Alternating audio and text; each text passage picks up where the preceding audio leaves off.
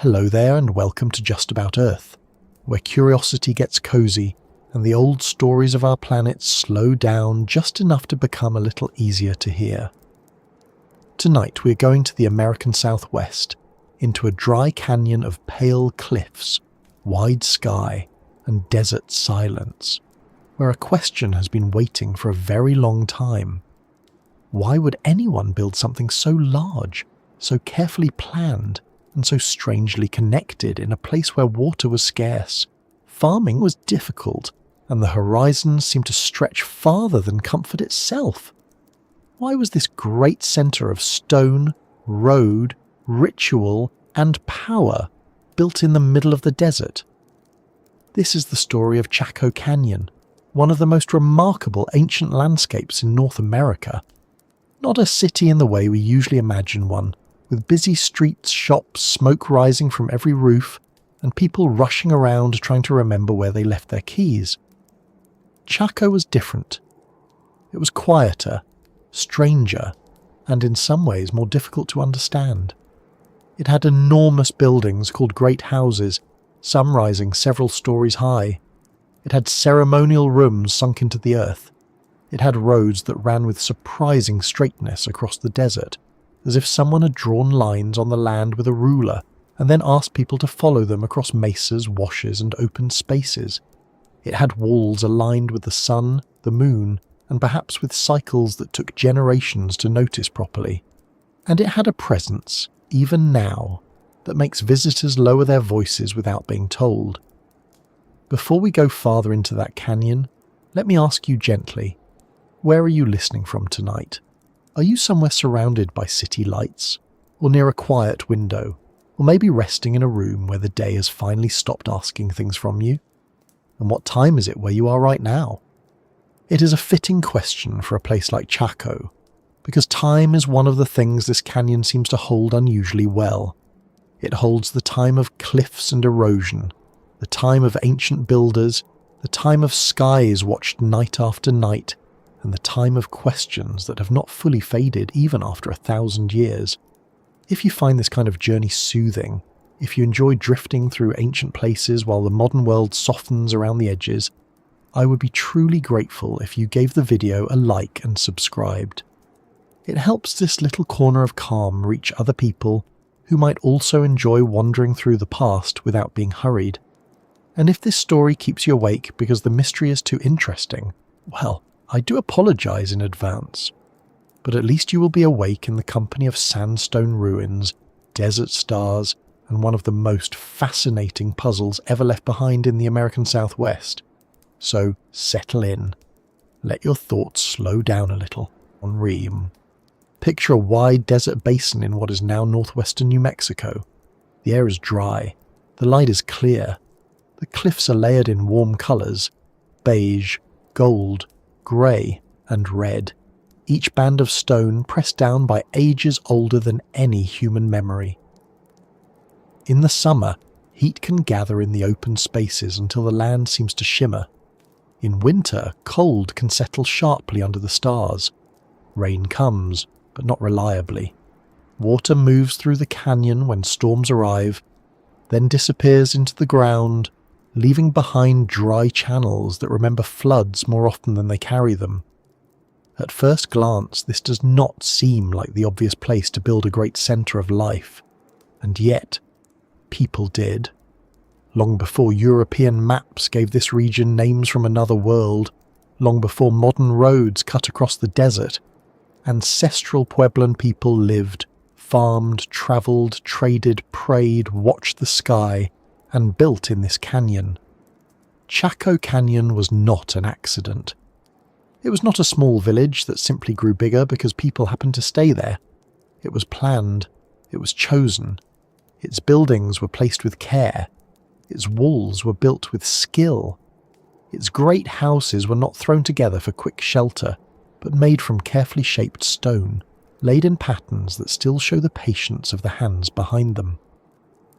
Some buildings required timber brought from distant mountains, carried across long distances through a dry land where every piece of wood mattered. Imagine that for a moment.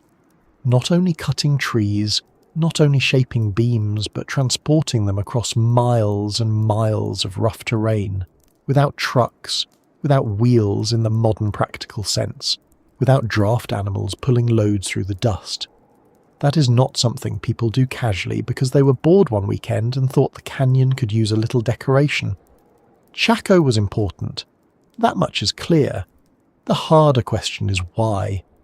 Some people look at Chaco and see a city. Others see a ceremonial centre.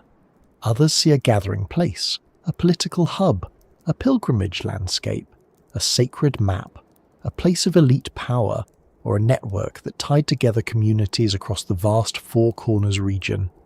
The truth may not fit neatly into one of those boxes. Ancient places rarely behave politely for modern categories. They tend to sit there in the dust, refusing to become simple. Chaco may have been many things at once. It may have been a place where people came for ceremony, trade, seasonal gatherings, leadership, astronomical observations, and social connection. It may have been less like a city full of permanent residents, and more like a powerful centre that pulled people toward it again and again, like a stone heart in the desert. That is one of the first surprises. When we hear the word megacity, the mind jumps to crowds, noise, and endless rooftops. But Chaco's greatness was not only about population. It was about scale, reach, and organisation. It was a megacity of influence more than a city of constant crowding. Its buildings were enormous for their time and place. Pueblo Bonito, the best-known great house, contained hundreds of rooms and rose in sweeping curves beneath the canyon wall. Other great houses, such as Chetroquetl, Pueblo del Arroyo, and Hungopavi, formed part of a larger built world that seems too grand for ordinary daily life alone. Many rooms may not have been lived in year-round. Some spaces may have been used for storage, ritual, gatherings, or purposes we still do not fully understand. That is what makes Chaco so intriguing. It looks like architecture with a message, but we are still learning how to read the sentence. Stand in the canyon in your imagination. The day is quiet. The wind moves lightly over dry grass and low shrubs. A raven crosses the sky, making its rough call against the cliffs. In the distance, the ruins are not just scattered stones. They are the remains of decisions. Someone decided where walls should stand. Someone decided which direction a building should face. Someone planned rooms, plazas, kivas, roads, and sight lines. Someone understood how sunlight entered a space at different times of year. Someone watched the moon with enough patience to notice patterns that do not announce themselves quickly. A person can notice sunrise and sunset in a single day. A community can track seasons across years. But to recognize longer lunar cycles, to build them into architecture or sacred landscape, requires a society that cares deeply about time, memory, repetition, and meaning. The desert then was not empty. That is important. It may look empty to a traveller moving too quickly, but to people who knew it, it was full of signs. The shape of a cloud mattered. The timing of a storm mattered. The places where water gathered after rain mattered. The plants that survived in certain soils mattered. The movement of animals, the view between mesas, the colour of dawn on the cliff face, the direction of distant mountains, all of these things could carry practical and spiritual importance. Chaco was built in a land that demanded attention. You could not live there lazily. You had to watch.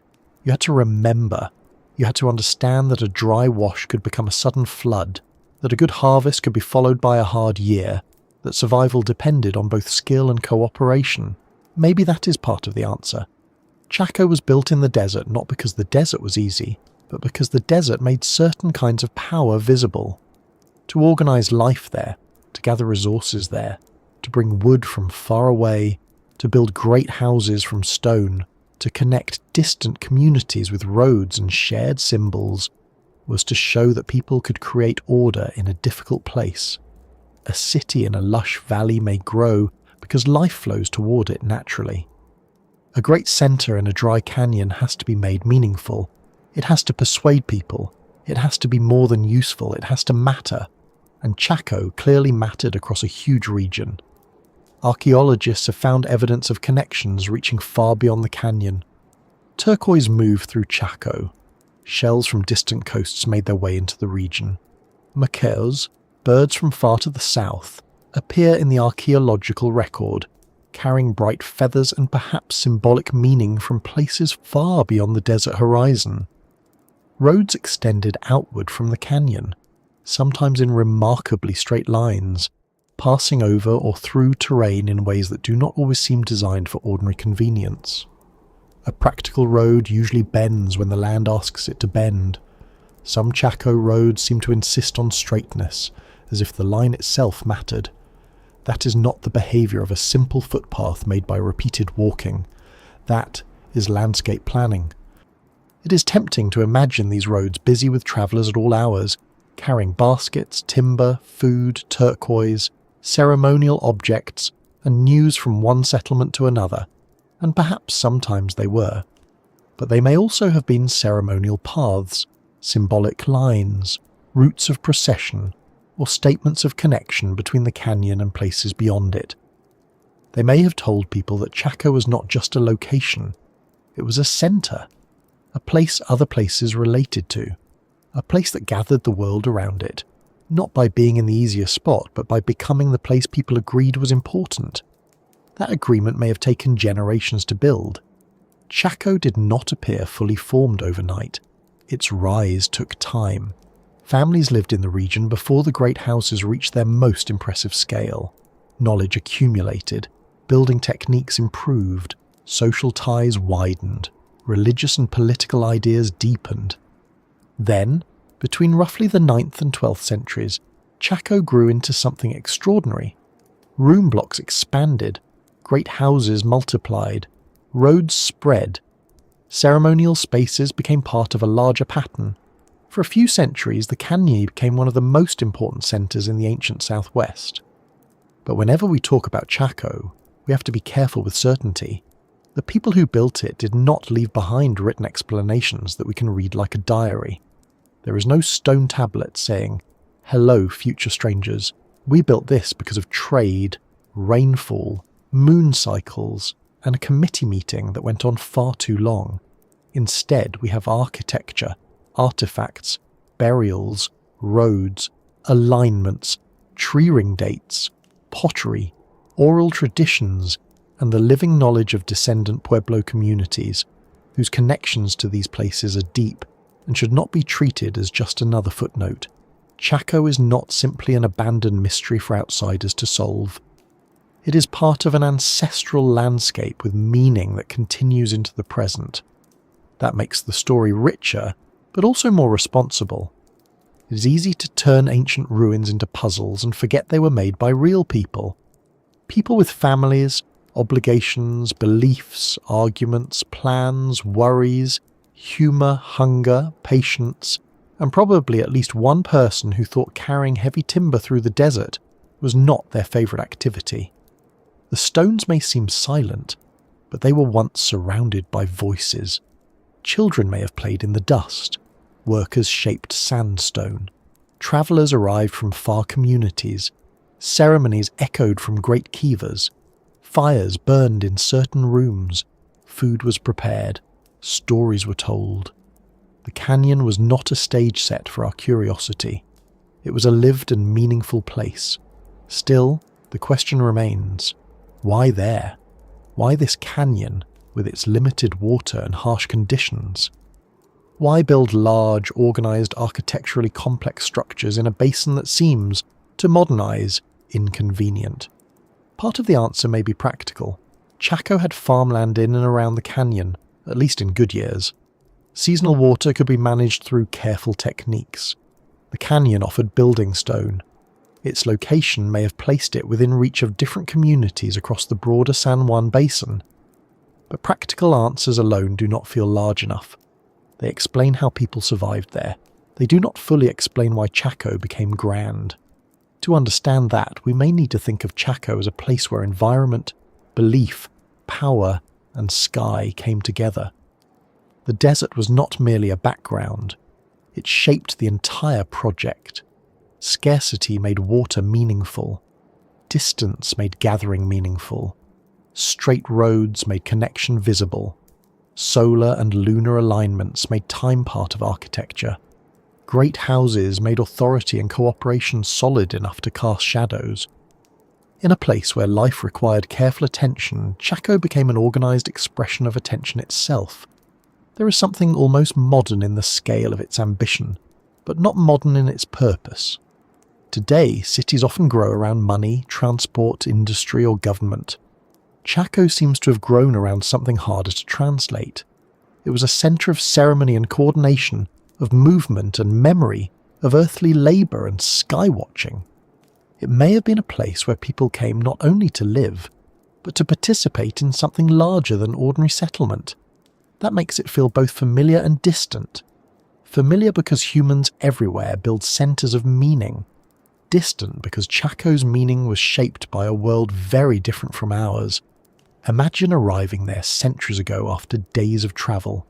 You have crossed open land, followed paths known through family and tradition, watched the sky for weather, carried goods or offerings, and finally entered the canyon.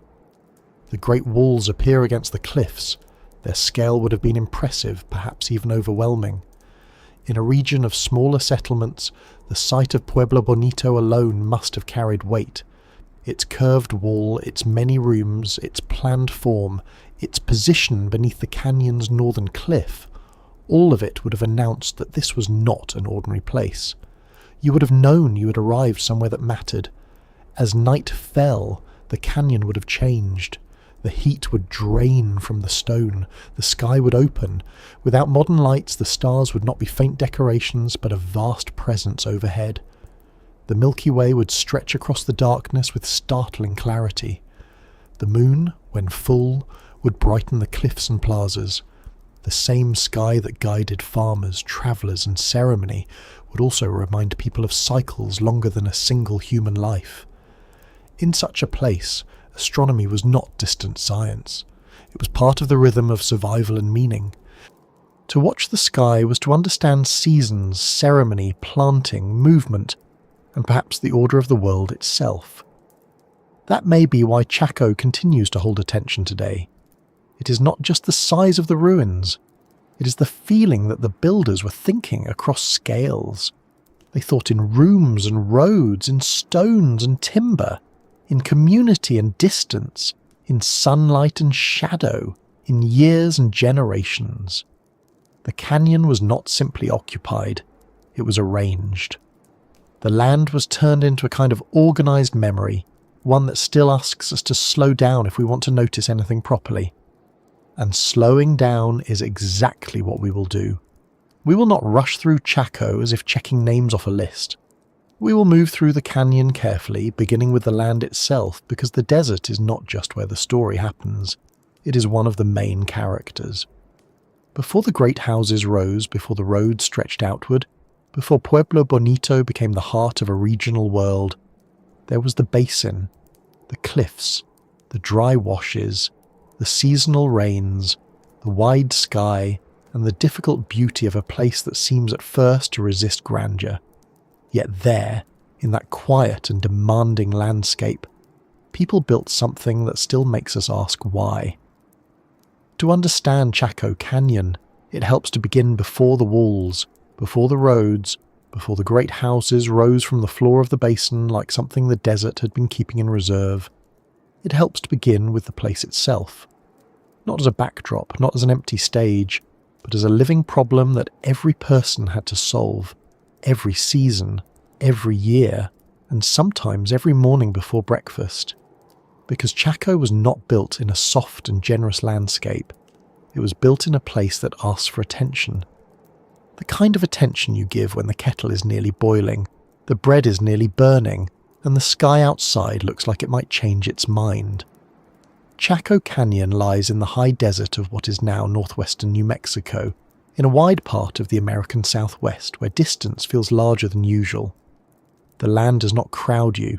It opens. It stretches out in pale flats, low mesas, dry washes, and long horizons. The sky seems to take up more space than it does elsewhere. as if someone quietly turned the ceiling of the world upward. The colours are not loud, at least not at first. They are the colours of sandstone, dust, sage, cliff shadow, old grass and sun-baked earth. But as the light changes, the canyon changes with it. Morning can make the walls look soft and golden. Noon can flatten everything into brightness. Evening can bring out reds and browns that were hidden all day, as if the cliffs had been waiting until the last moment to show their better side. At first glance, it can feel like a strange place for a great ancient centre. There are no wide, permanent rivers running through it, no thick forests pressing close, no lush fields rolling easily away from the settlement, like a polite invitation to farming.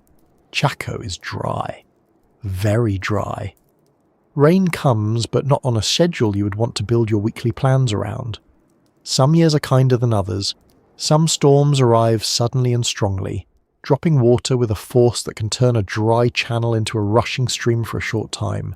Then the water is gone again, pulled into the soil, carried away through the wash, or lost under the same sun that made people wait for it in the first place.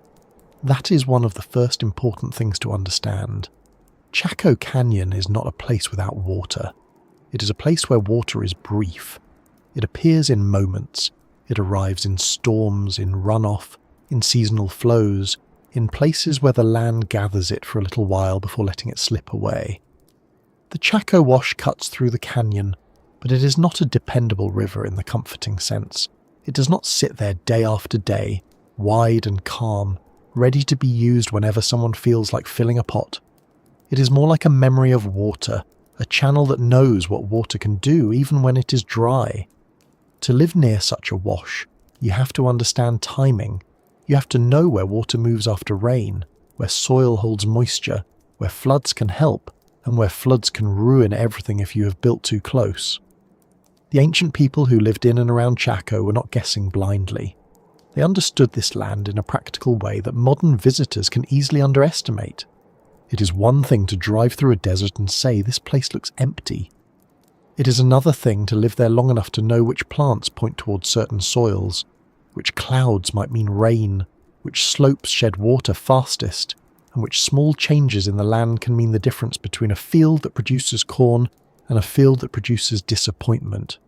And disappointment in farming is not a small thing. It is not like opening the fridge and discovering someone finished the milk. It can mean hunger. It can mean movement. It can mean hard decisions. The canyon floor offered possibilities, but never without risk. Farming in the Chaco world depended on careful use of runoff and seasonal moisture. Corn, beans and squash were grown in the broader region, and these crops required knowledge, patience and cooperation. Corn especially asks something from the land. It needs water at the right moments. Too little, and it struggles. Too much at once, and fields can be damaged. In a place like Chaco, farming was not simply planting seeds and waiting with cheerful optimism. It was closer to a conversation with the land, though not always a polite one. The land answered in dry spells, storms, cold nights, hot days, and occasional generosity. People had to listen carefully. The basin itself is part of the larger San Juan Basin, a broad region shaped by ancient geology long before humans arrived. Layer by layer, stone was laid down, lifted, cut, and worn away. The cliffs of Chaco are made from sedimentary rocks, including sandstone that once formed from ancient sands and sediments. Over immense stretches of time, wind and water carved the canyon into the shapes we see now. This matters because the builders of Chaco did not bring their architecture into a blank space. They built with the canyon. They used stone from the local cliffs and outcrops. They placed structures in relation to walls of rock, open plazas, sunlight, shadow, and the shape of the basin itself. The geology became part of the architecture not because anyone wrote that down in a tidy design brief, but because when you build in stone, the land always gets a say. Imagine walking through the canyon before the great houses reached their height. There would have been no modern road, no visitor centre, no signs kindly telling you where to park and where not to wander. There would be paths, yes, and people who knew them well. There would be small communities, fields, storage places, work areas, fires and voices. The canyon would not have been silent in the way it seems silent now, but even then the land itself would have had a quiet power. Sound behaves differently in open desert. A call can travel, a footstep can seem small. Wind can move through shrubs and along the cliffs with a dry, low sound.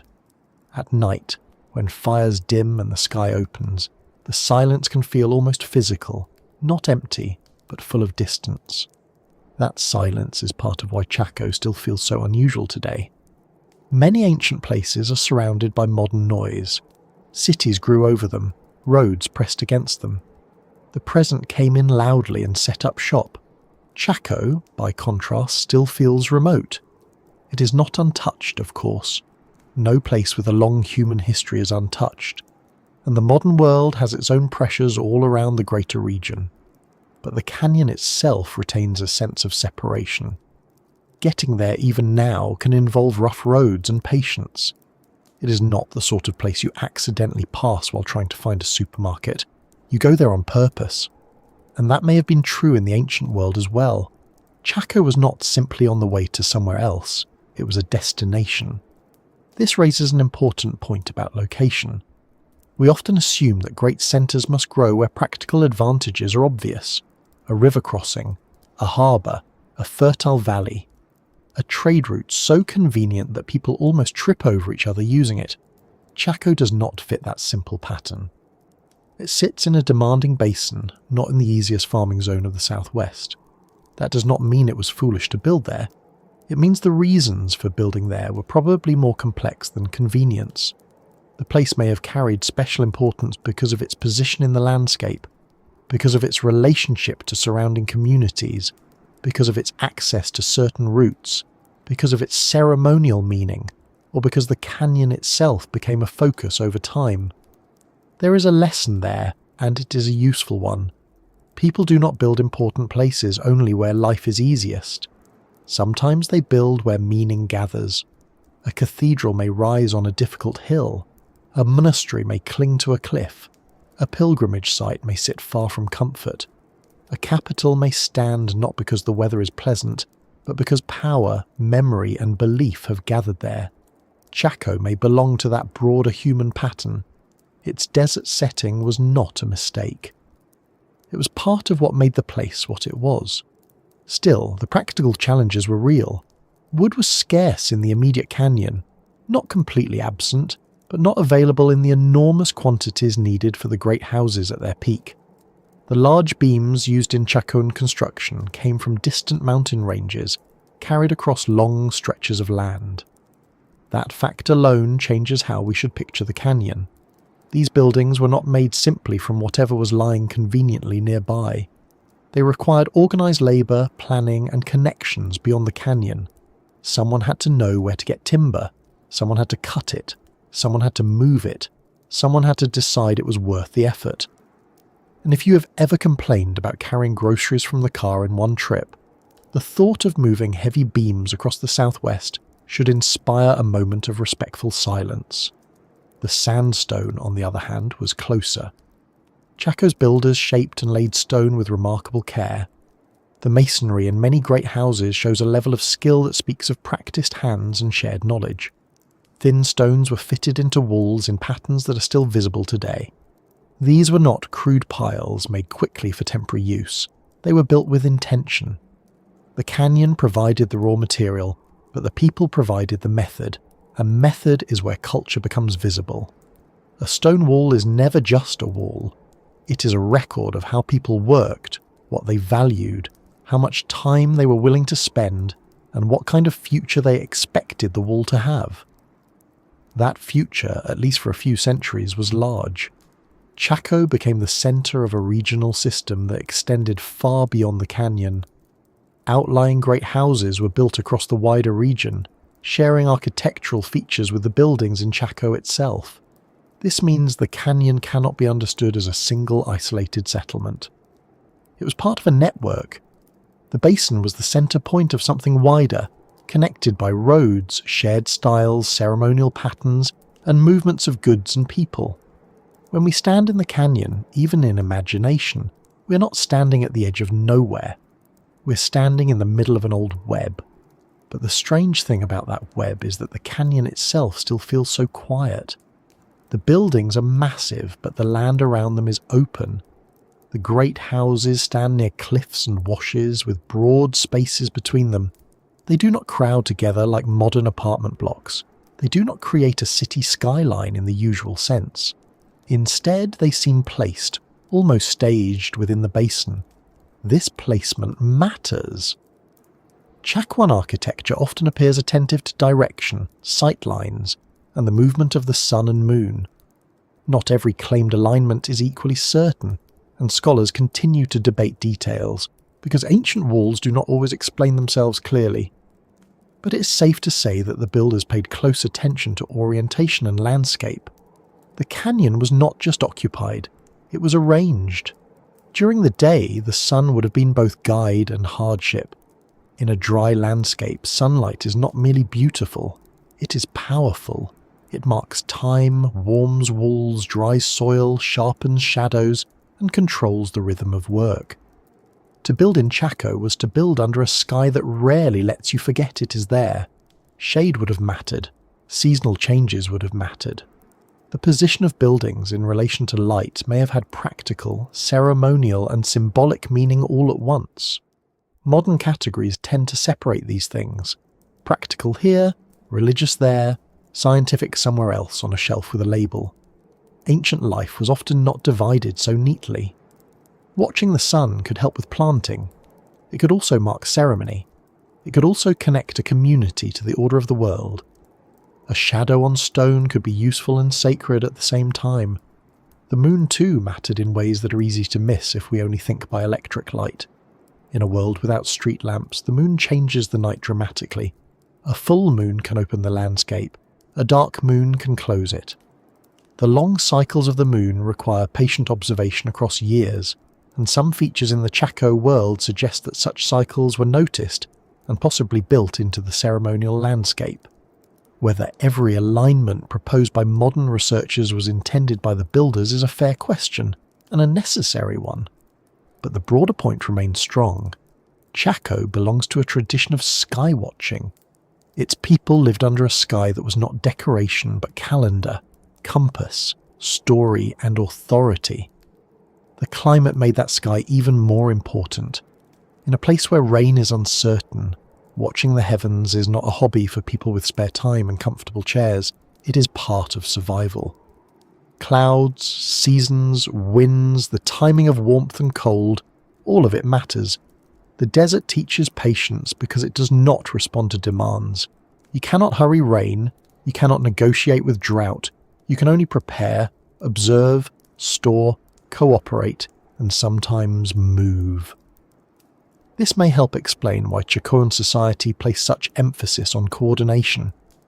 A difficult environment rewards communities that can organize labor, share information, gather resources, and create obligations across distance. But Chaco's environment also reminds us not to reduce the people to survival alone. They were not merely scraping by in a harsh land, heads down, waiting for rain, and having no time for anything but practical concerns. The buildings prove otherwise, the roads prove otherwise, the ceremonial spaces prove otherwise. People under pressure still create beauty, order, ritual, and meaning. In fact, pressure can make those things more important. A community facing uncertainty may invest even more deeply in ceremonies that connect people, in architecture that stabilizes identity, and in landscapes that make the world feel ordered. Chaco's grandeur may have been one way of answering the desert's uncertainty. The canyon also sits within a region of movement. People in the ancient southwest travelled, exchanged goods, shared ideas, and maintained relationships across long distances. The desert did not prevent connection, it shaped it. Routes followed knowledge. Water sources, landmarks, seasonal conditions, community ties, and remembered paths. Chaco's roads are among the most striking signs of this connected world. Some are wide and straight in ways that still puzzle researchers. They cross the land with a confidence that seems almost stubborn. In places, they do not behave like ordinary practical trails. They may have had ceremonial or symbolic roles as well as transportation uses. The roads tell us that the basin was not a lonely pocket of settlement. It was a place people approached, left, remembered, and connected to other places in visible ways. That may be why the word silent is both right and wrong for Chaco. Today, the basin can feel silent because the old voices are gone from the walls. The great houses no longer hold the same gatherings. The roads no longer carry processions in the way they once may have. The fields are no longer worked as they were, but the silence is not emptiness. It is more like a pause after someone has spoken. The canyon still contains the evidence of movement, labour, planning, and belief. You can look at a wall and feel the work behind it. You can stand near a kiva and sense that people gathered there for reasons that mattered deeply to them. You can look toward a road trace and understand that this place once reached outward, far beyond what the eye can see. For descendant Pueblo peoples, Chaco is not simply a ruin. It is an ancestral place, part of living histories and traditions. This matters because modern archaeology can measure walls, date beams, map roads, and analyse pottery, but it is not the only way meaning survives. Oral traditions, cultural memory, and continuing relationships to the land all shape how Chaco should be understood. The canyon is not just an ancient puzzle left for outsiders to solve. It is part of a human story that did not end when the great houses were no longer used in the same way. People moved, changed, adapted, and carried memory with them. Stone can remain in one place. Culture can travel. The basin, then, is not just the setting for Chaco's rise. It is one reason the rise is so remarkable. The dryness, the distance, the open sky, the cliffs, the seasonal water, the scarce timber, the difficult farming, the clear horizons, all of these shaped what Chaco became. A great centre in a green and easy valley might impress us less because it fits our expectations. A great centre in this desert basin forces us to look again. It tells us that ancient people were not merely responding to convenience. They were making choices that joined practical skill to social ambition and sacred order. If you were standing there now, perhaps near the remains of a great house, you might feel that mixture clearly. The walls would be still. The sky would be wide. A dry wind might move across the ground. Somewhere beyond the canyon, modern life would continue with its messages, traffic, bright screens and impatient clocks. But inside the basin, time seems to behave differently. Not because it actually stops, of course. The sun keeps moving, shadows keep changing, dust keeps settling. But the scale of the place slows your thinking. You begin to notice how much had to happen for these stones to be here. You begin to see the canyon not as empty land, but as a carefully chosen centre in a world of relationships. And once the basin is no longer empty in our minds, the buildings begin to make more sense. They were not strange monuments dropped into nowhere. They were answers, or perhaps statements, made in stone. They rose from a landscape that demanded patience and rewarded knowledge. They faced a sky that mattered. They stood beside a wash that could be dry one day and alive the next. They gathered people into a place where distance, scarcity, ceremony, and power could meet. To understand Chaco, we have to keep that desert around every wall we discuss, because the walls and the desert belong together. Soon, those walls become unavoidable. The great houses appear not as simple shelters, but as planned forms of public architecture, built larger and more carefully than ordinary daily life seems to require. Roads stretch outward from them. Kivas sink into their plazas.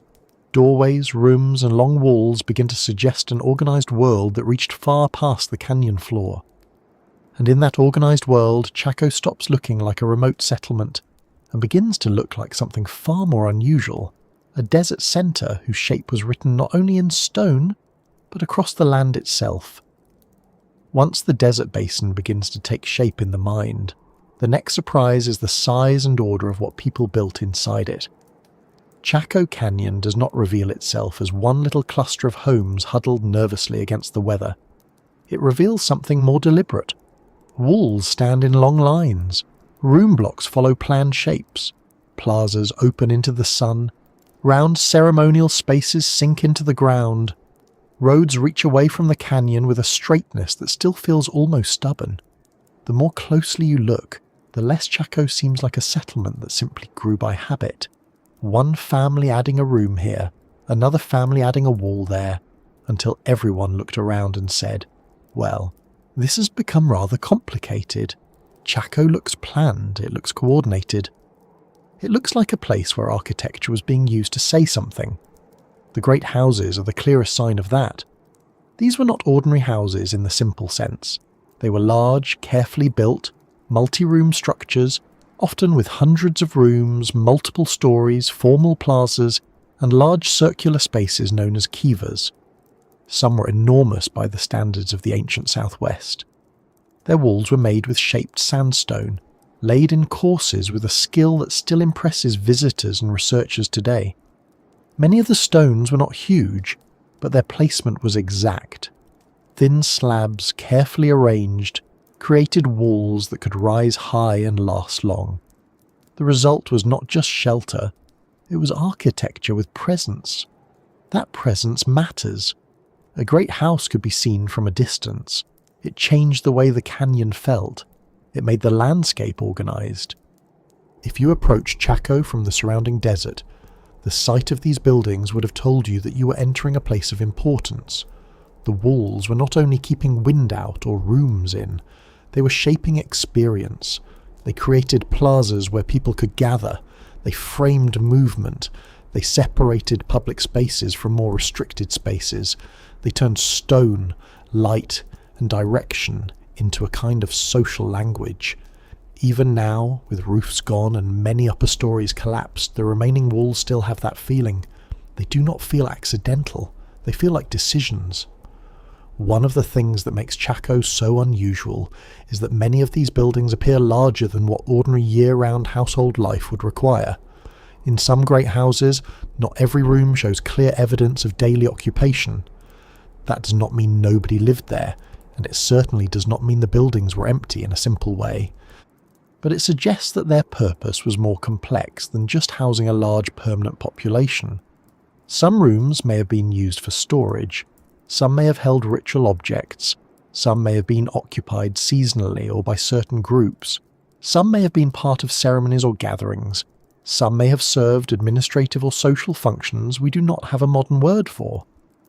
Ancient buildings do not always divide themselves into our categories of home, temple, warehouse, office, and community hall.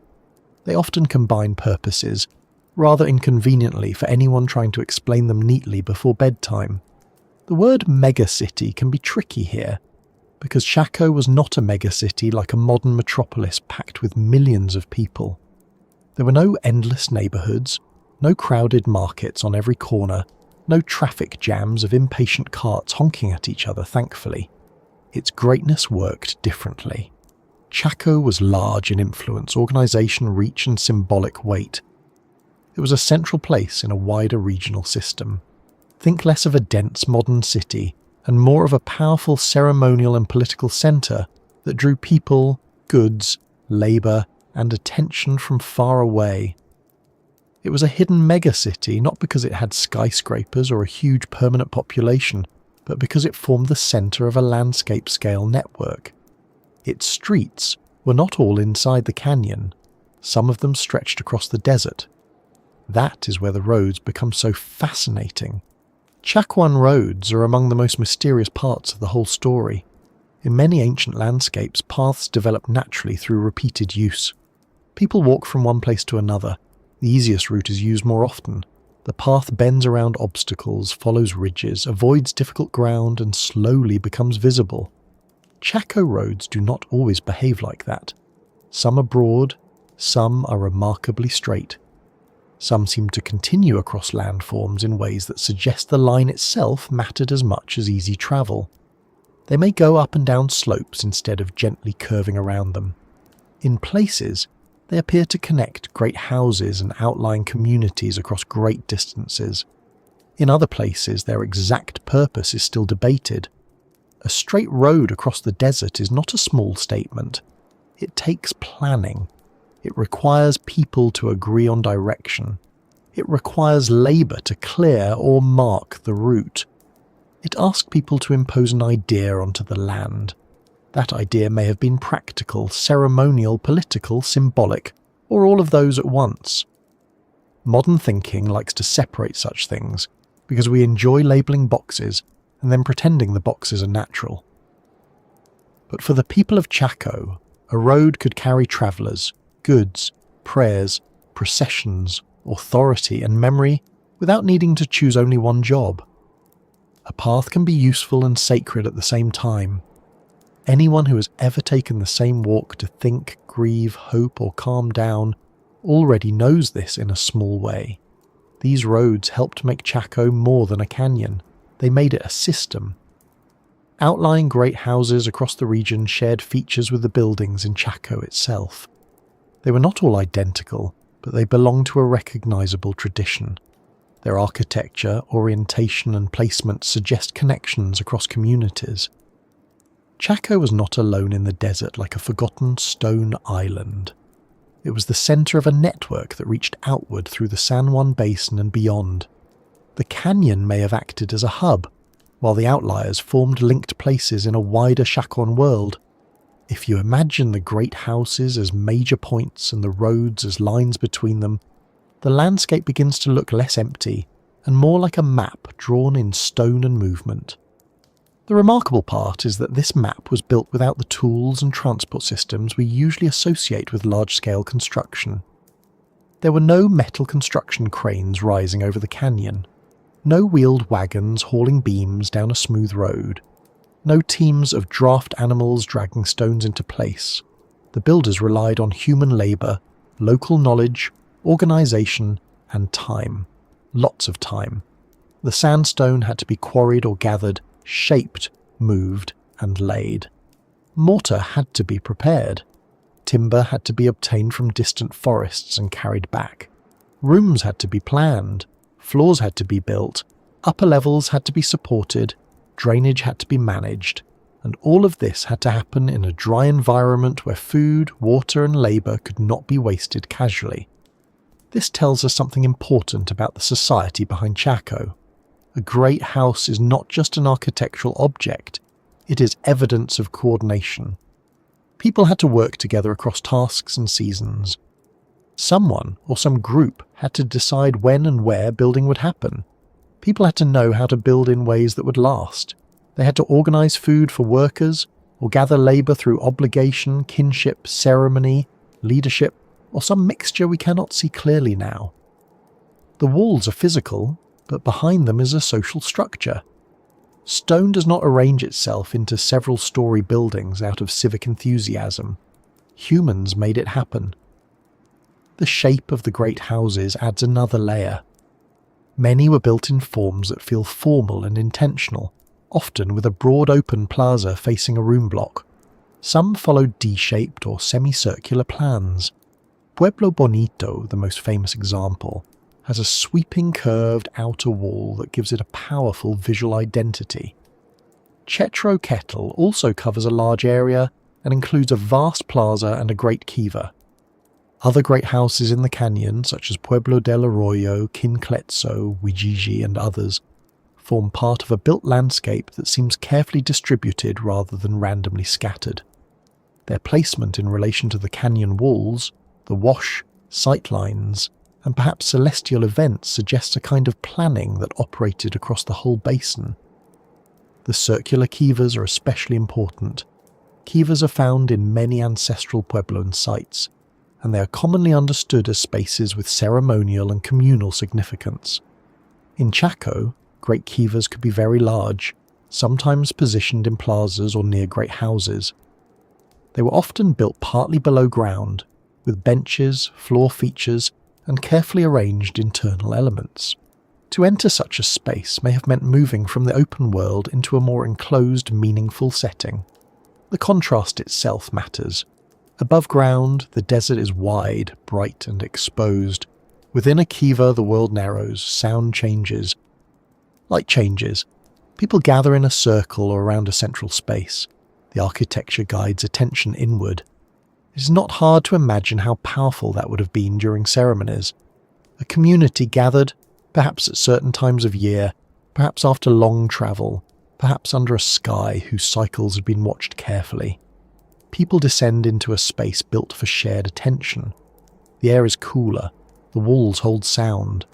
The outside world is still there, but softened. Ritual does not require architecture, but architecture can deepen it. A room can make a gathering feel ordered. A circular space can make people feel part of something held together. A great kiva in Chaco was not just a hole in the ground with a nice sense of symmetry. It was a social and ceremonial instrument. The rooms around the great houses also speak to the complexity of the place. Some rooms were small and repeated in long blocks. Some were connected by doorways in careful sequences. Some may have been used for storage of food or goods. Storage is not an exciting word at first glance. It does not sparkle like turquoise or sound dramatic like astronomical alignment. But storage is one of the foundations of power in a difficult environment. To store food or valuable goods is to manage uncertainty. It is to prepare for bad years, ceremonies, gatherings, redistribution, or the needs of travellers and workers. A centre that can store and distribute resources can become important in ways that are both practical and political. It becomes a place people rely on, and reliance can become authority. Then there were the goods that moved through Chaco. Archaeologists have found evidence of materials that came from far away, including turquoise, shell, copper bells, and remains of scarlet macaws, birds whose natural home was far to the south. Such things were not ordinary household scraps. They were signs of long-distance exchange and special value. Imagine a bright macaw in the dry light of Chaco, its feathers carrying the colour of distant tropical regions into a canyon of sandstone and sage.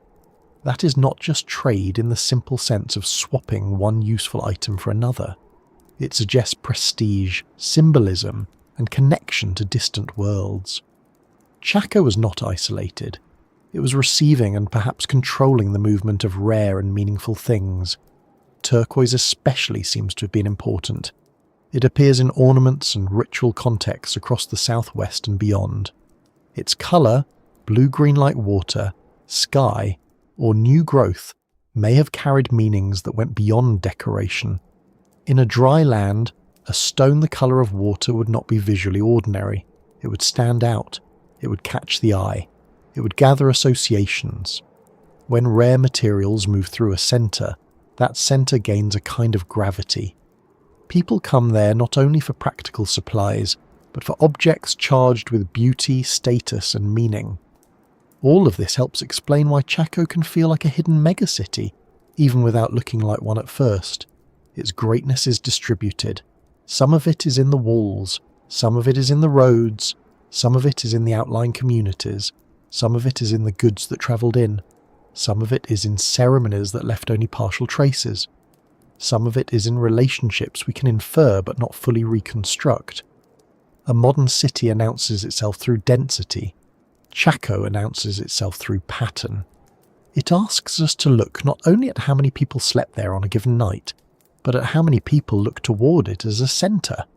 This is why the canyon can be misleading if you only count rooms and try to turn them directly into population.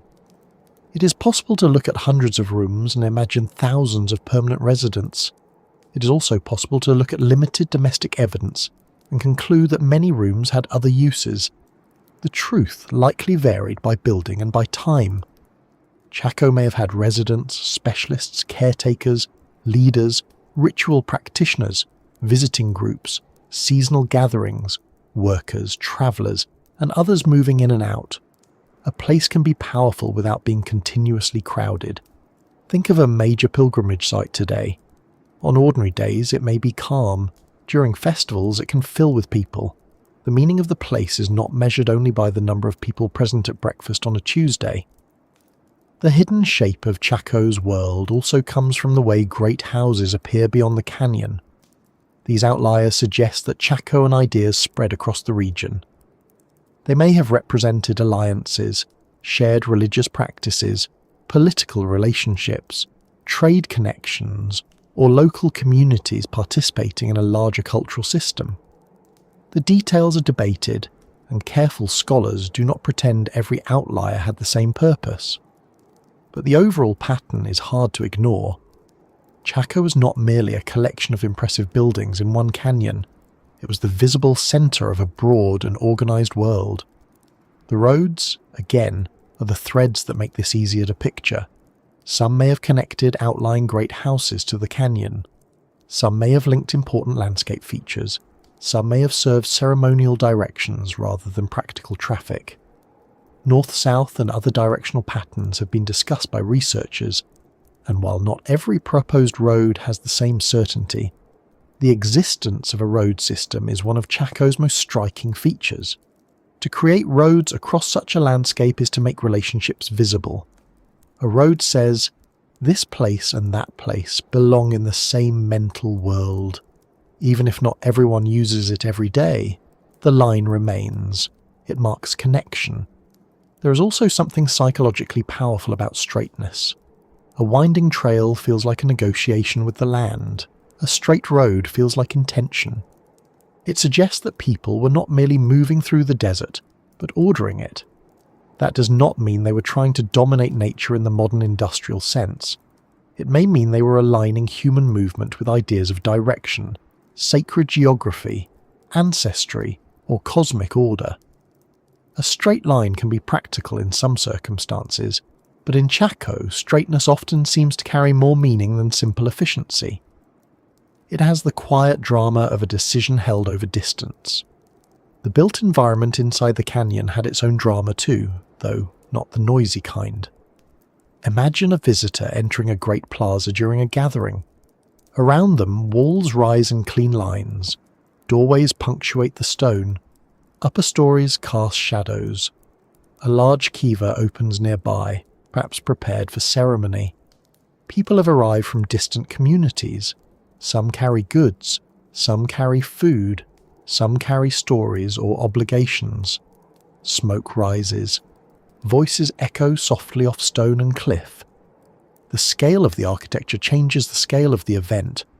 The building tells the visitor that they are part of something larger than a household, larger than a single village, maybe larger than anything they experience in daily life.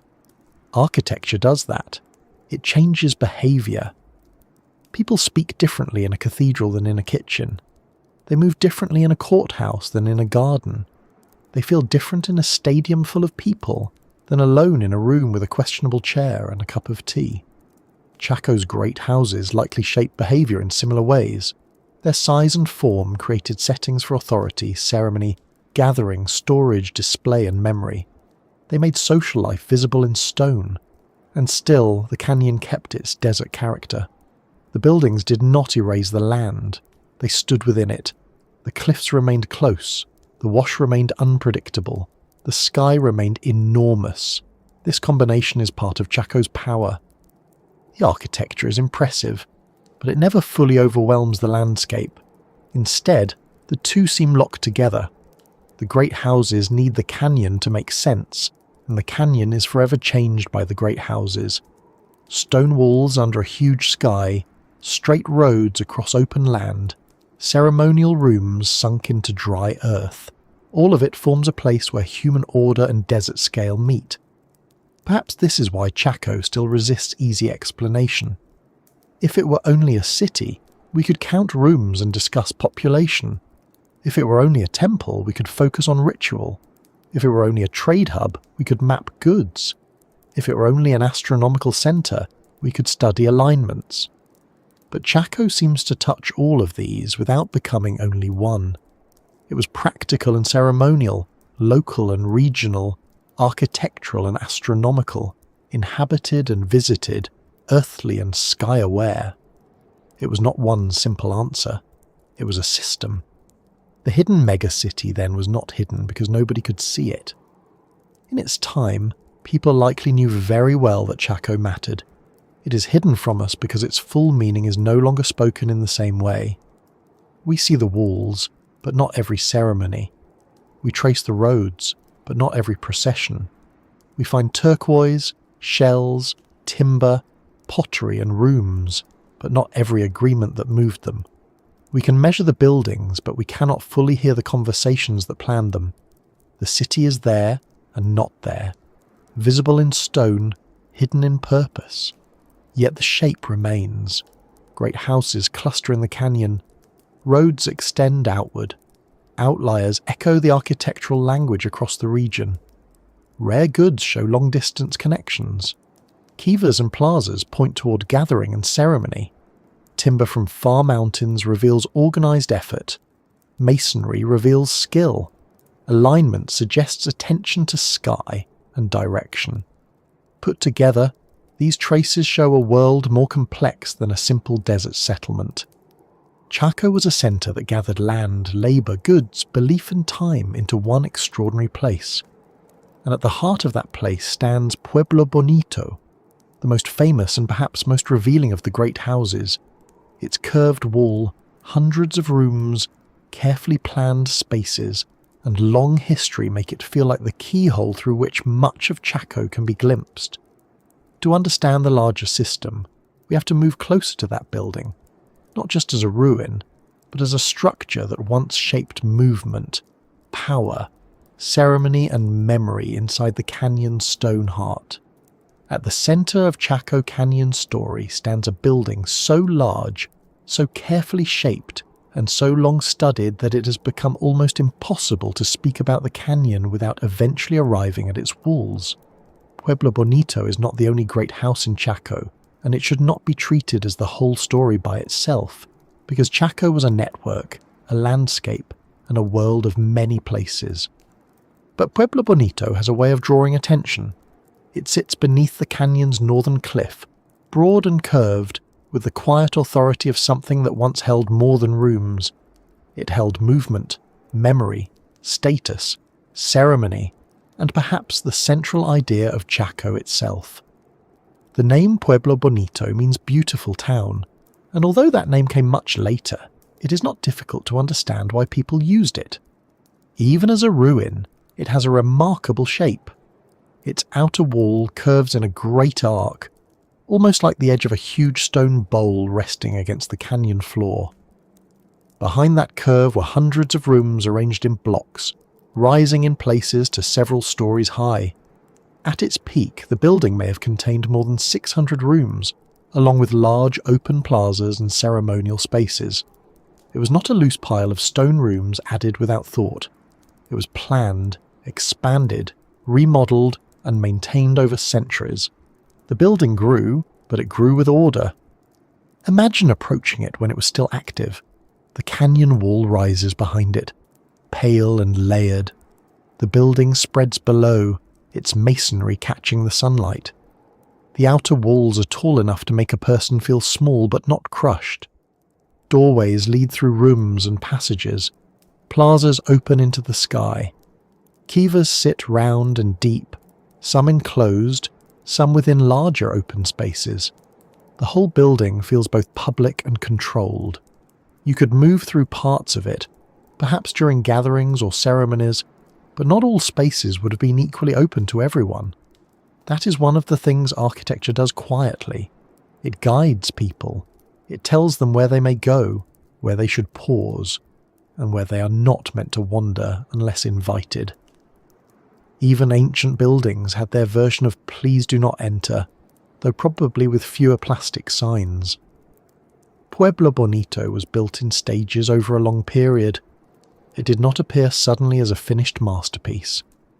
Early construction began centuries before its greatest expansion, and later generations added to it, reshaped it, repaired it, and gave it the form we now recognize. This long process matters because it means Pueblo Bonito was not a single project completed by one group in one moment. It was a continuing commitment. People returned to it. They invested labor in it again and again. They cut and carried beams. They shaped sandstone. They mixed mortar. They built walls thick enough to carry upper stories. They arranged rooms in ways that reflected both practical needs and social meaning. A building that grows over generations becomes more than architecture. It becomes an inherited responsibility. The masonry itself is one of the most impressive parts of the building. Chacoan builders used local sandstone, but they did not simply stack whatever stones happened to be nearby. They shaped and sorted stones, laying them in careful patterns. Some walls show fine bands of thin, flat stones fitted with great skill. Others show different masonry styles from different periods of construction. To the casual eye, a wall may look like a wall. To someone who spends time with it, the wall becomes a record of technique, labour and change. You can see choices in the stonework, you can see repairs, you can see stages of building.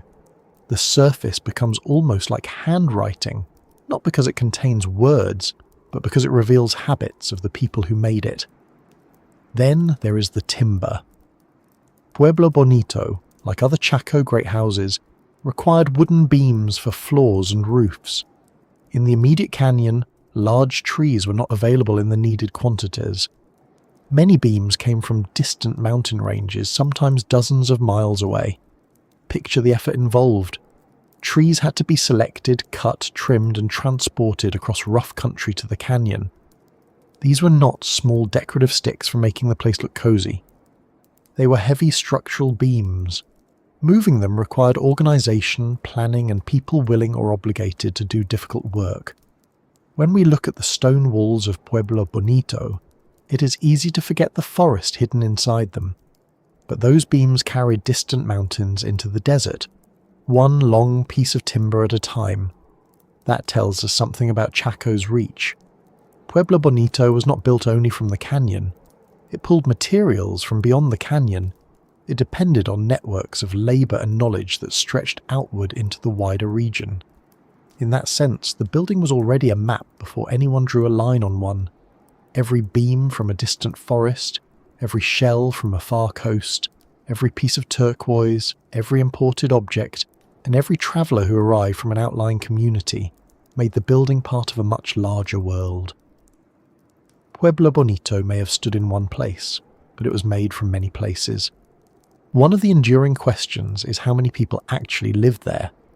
At first, it is tempting to look at hundreds of rooms and imagine a huge population packed inside, but the evidence is more complicated. Many rooms do not show the same signs of constant domestic life that archaeologists might expect from ordinary households. Some rooms were likely used for storage, some may have held ritual items, some may have been entered only at certain times, some may have been part of controlled movement through the building. This does not mean Pueblo Bonito was empty. It means it was not simply an apartment block in sandstone. It was something more formal, more specialised, and probably more important than normal housing alone. That is one reason Pueblo Bonito is often seen as the heart of Chaco's ceremonial and social world. The building seems to have gathered people without necessarily housing them all permanently. During special events, the plazas and kivas may have filled with visitors from nearby and distant communities. People may have come for ceremonies tied to seasons, agricultural cycles, social obligations, or astronomical events. They may have brought goods, food, offerings, stories, and news. They may have stayed for a short time, participated in events, and then returned to their home communities. Pueblo Bonito, in this view, was not a city apartment building. It was a central place, a place of arrival. The large plazas would have been important for that. Open space is not empty space when a community uses it. A plaza can hold gatherings, dances, work, exchange, teaching, ceremony, and public display. It allows people to see and be seen. In a place like Pueblo Bonito, enclosed by walls and framed by rooms, the plaza would have created a powerful setting. The canyon's huge sky remained overhead, but the built environment shaped the gathering below. People standing there would have been inside a human-made order, yet still under the desert sun, still beneath the cliffs, still part of the wider landscape. That balance between enclosure and openness is one of the quiet strengths of Chacoan architecture. Kivas added another layer of meaning. Pueblo Bonito contained many round ceremonial spaces, including larger ones that would have served important communal or ritual purposes. These circular rooms, often partly below ground, were not just convenient meeting rooms. They were places where architecture changed the body's experience. To descend into a kiva is to move downward, out of the full brightness of the open desert and into a more contained space. Sound changes there, light changes, movement becomes more deliberate, the round shape can gather attention toward the center. In Puebloan traditions, kivas and underground ceremonial spaces carry deep meanings, and while we should be careful not to flatten many traditions into one simple explanation, it is clear that these spaces mattered. Pueblo Bonito also contained some of the most extraordinary archaeological finds in the southwest. Excavations revealed rooms with rich burials and rare objects, including turquoise, shell, and other materials that spoke of high status and long-distance connections. One burial area, often discussed by archaeologists, held individuals accompanied by thousands of turquoise pieces and other valuable items. Such discoveries suggest that certain people at Pueblo Bonito held special importance. They may have been leaders, ritual specialists, members of powerful lineages, or people whose social roles were marked by wealth and ceremony. The exact nature of their authority remains debated, but the richness of the burials is difficult to dismiss. This brings us to one of Chaco's more sensitive questions. Was Chaco a place of hierarchy? Were some people more powerful than others in a formal, inherited way? For a long time, some views of ancestral Puebloan society emphasize cooperation and community without strong inequality. Cooperation was certainly essential, but the evidence from Pueblo Bonito suggests that at least some individuals or groups held unusual status. Rich burials, controlled spaces, rare goods, and monumental architecture all point towards social differences. That does not mean Chaco was a kingdom in the familiar sense. It does not mean there was a king sitting around issuing orders and complaining about the quality of the desert road maintenance. But it does suggest a society in which status, ritual authority, ancestry, and control of resources may have been deeply important. The rare goods found at Pueblo Bonito help explain this. Turquoise appears in large quantities. Shells came from distant waters. Copper bells and scarlet macaws indicate connections reaching far to the south into Mesoamerica. These things did not arrive by accident. They moved through exchange networks, social relationships, and perhaps ceremonial obligations. Their presence at Pueblo Bonito shows that Chaco was connected to worlds beyond the local desert. It was not cut off. It was not provincial. It received objects that carried colour, rarity, and meaning across great distances. In a time before modern transport, every distant object was also evidence of human connection. Think about the scarlet macaws for a moment. These bright birds belong to regions far south of Chaco, where climates and landscapes were very different. To bring them into the canyon was to bring a living symbol of distance. Their feathers would have been vivid in the desert light, red and blue against stone and dust. They may have been connected to ritual, status, or cosmology. Keeping such birds would also require care and knowledge. They were not ordinary barnyard animals wandering around looking mildly confused. Their presence suggests specialized value. Pueblo Bonito was a place where such rare living and material things could gather. The building's position adds to its importance. It sits below the northern cliff of the canyon near the center of the Chaco world. The cliff behind it is not just scenery. It affects light, shadow, shelter, and the feeling of place. At certain times, the relationship between building and cliff would have shaped how the structure appeared. The great curved wall, the open plazas, and the canyon wall together created a kind of architectural theatre. That does not mean it was theatrical in a fake sense. It means the setting amplified meaning. Human beings have always understood that important places need a setting. A ceremony under a low ceiling feels different from a ceremony beneath a wide sky. A wall against a cliff feels different from a wall alone in a field. Pueblo Bonito used its setting whether by practical decision, sacred understanding, or both. There are also questions about alignment. Chacoan buildings often show attention to direction, solar events, and possibly lunar cycles. Pueblo Bonito has been studied for its orientation and relationship to astronomical patterns, though researchers continue to debate how far each interpretation should go. It is wise to be careful here. Not every line between a wall and sunrise proves ancient intention. Humans are very good at finding patterns, sometimes even before we finish our tea. But in Chaco, the broader evidence for skywatching is strong enough that orientation cannot be ignored. The builders lived in a world where the sun, moon and seasons mattered for farming, ceremony, travel and meaning. Pueblo Bonito likely belonged to that sky-aware tradition. The building also had a long life of remodelling and change. Rooms were sealed, rebuilt, repurposed or altered. This reminds us that Pueblo Bonito was not frozen in one perfect moment. It changed as Chaco changed. Different generations may have understood it differently. A room built for one purpose could later serve another. A wall could be repaired not only because it was useful, but because the building itself was important enough to maintain. Over time, the structure became layered with memory. People living or gathering there would have known that older walls stood behind newer ones, that certain rooms had histories, that certain places carried stories from ancestors. In that way, Pueblo Bonito was not just a building in the present, it was a container of the past. This is part of what makes it feel like the heart of an ancient world. A heart does not do everything by itself. It depends on the body around it. Chaco's outlying communities, roads, fields, forests, trade routes, and ceremonial landscapes all mattered. But Pueblo Bonito seems to have been one of the places where those connections gathered most intensely. Goods arrived there. People were buried there with extraordinary wealth. Ceremonial spaces were built there. Architecture expanded there on a grand scale.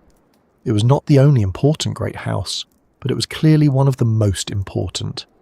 Still, it is worth remembering that ancient importance does not always look like modern importance.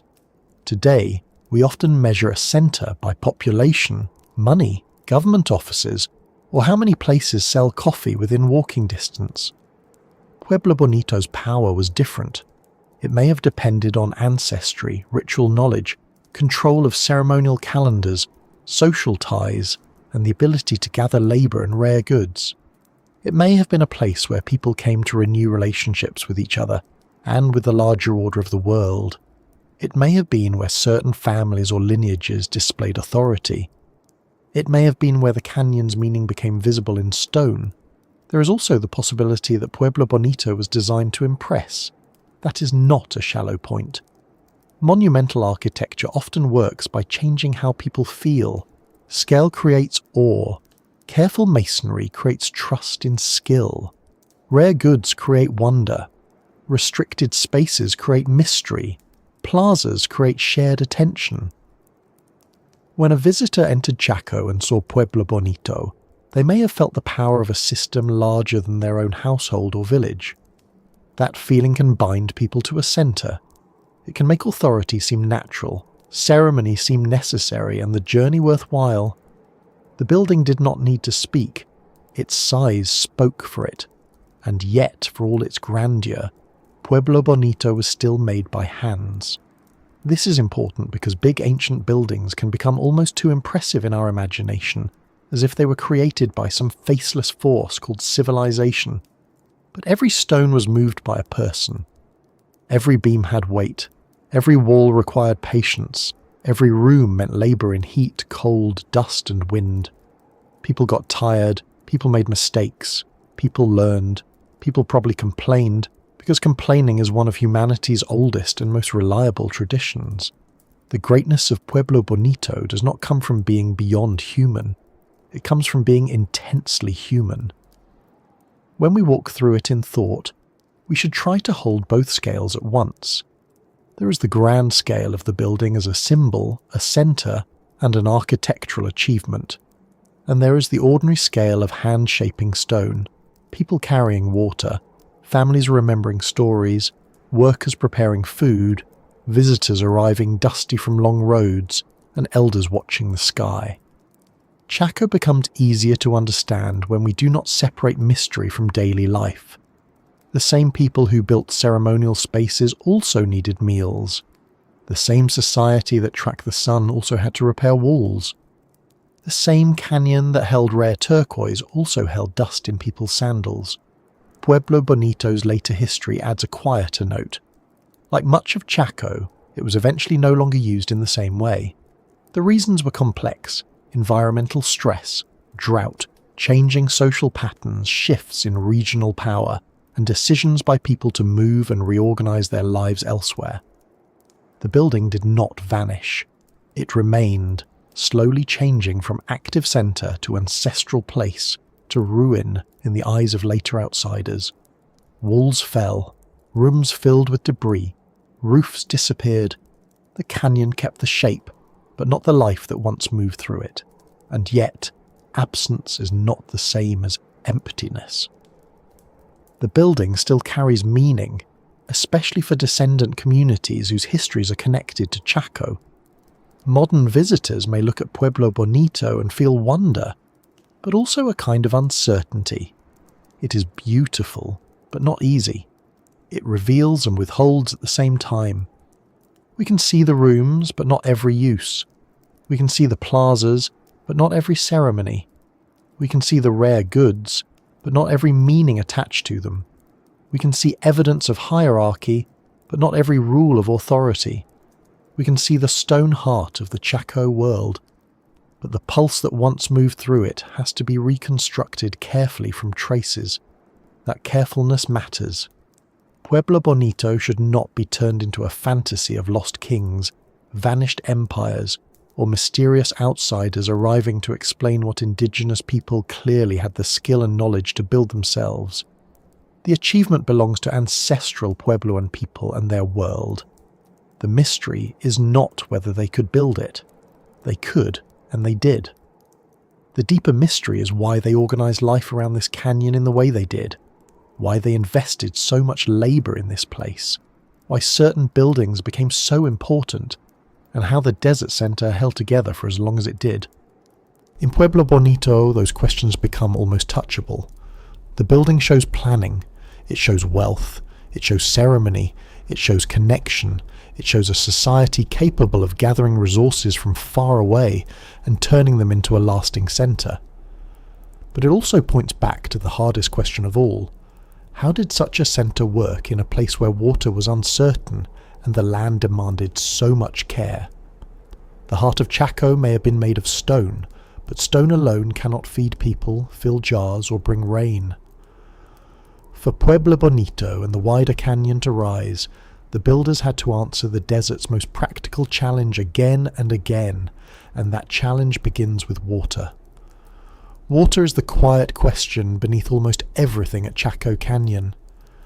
Before we ask why the walls were so large, why the roads were so straight, why the buildings were aligned with such care, we have to ask the simpler and more stubborn question first. Where did people get enough water to make any of this possible?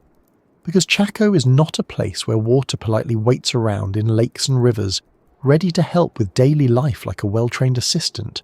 It comes and goes, it appears with storms, runs through channels, sinks into soil, gathers in low places and then vanishes again under the desert sun. It is not absent, but it is unreliable. And unreliable water has a way of shaping human life more deeply than almost anything else. At first, this makes Chaco seem like a contradiction. Here is a dry canyon in a high desert basin, not obviously suited for a grand regional center. Here are enormous buildings, some with hundreds of rooms, built with care over generations. Here are ceremonial spaces, roads, imported goods, timber hauled from distant mountains, and evidence of influence reaching across a wide area. And beneath all of it is the same practical difficulty. People needed water for drinking, cooking, farming, building, and daily survival. Stone walls may impress us, but corn does not grow on admiration. It needs moisture at the right time, in the right amount, and preferably without the sky deciding to be dramatic about it. The Chaco world depended on dry farming and runoff farming, both of which require skill and patience. In wetter places, farming can feel almost generous. You plant in rich soil near a river, the water is there, and although nature can still be rude, at least the basic arrangement makes sense. In Chaco, the arrangement was more delicate. Farmers had to understand how rain moved across the land. When storms hit the mesas and slopes around the canyon, water ran downhill, carrying silt and nutrients into certain areas. Fields could be placed where runoff gathered, and small features could help slow or direct the water. The goal was not to create a lush river valley, but to catch brief moisture before it disappeared. It was farming by timing, memory, and careful placement. This is not the kind of farming that rewards carelessness. If water comes too fast, it can wash away soil and crops. If it does not come at all, seeds may fail. If a field is placed badly, runoff may miss it completely, like a guest walking past the correct house, because the invitation was written poorly. To farm in and around Chaco, people needed local knowledge across seasons and years. They had to remember which places held moisture longer, which washes flooded dangerously, which soils were worth the effort, and how much risk each field carried. That kind of knowledge is not learned in an afternoon. It is built through generations of watching the same land answer differently each year. Corn was central to life in the ancestral Puebloan world, and corn is both generous and demanding. It can support communities, store well, and become part of food, ceremony, and identity. But it asks for water. Beans and squash, often grown with corn in the broader region, also depend on seasonal care. These crops tied human life to rainfall and runoff in very practical ways. A good year could strengthen a community. A bad year could force people to rely on stored food, exchange, social ties, or movement. In such a place, agriculture was never just agriculture. It was planning, cooperation, risk management, and perhaps prayer, all planted in the same field. One answer to the water question is that Chaco's population may not have been as large or as permanently dense as the size of the building suggests. This matters. If we imagine Pueblo Bonito and the other great houses as packed full of residents every day of the year, then Chaco's environment seems even harder to explain. But if many rooms were used for storage, ritual, occasional residence, or special functions rather than ordinary household life, the picture changes. Chaco may have supported a smaller resident population than the architecture first implies, while also hosting gatherings, ceremonies, workers, traders, pilgrims and visitors at certain times. That would still require food and water, of course, but not in the same way as a constantly crowded city. This may be one of the keys to Chaco's strange greatness.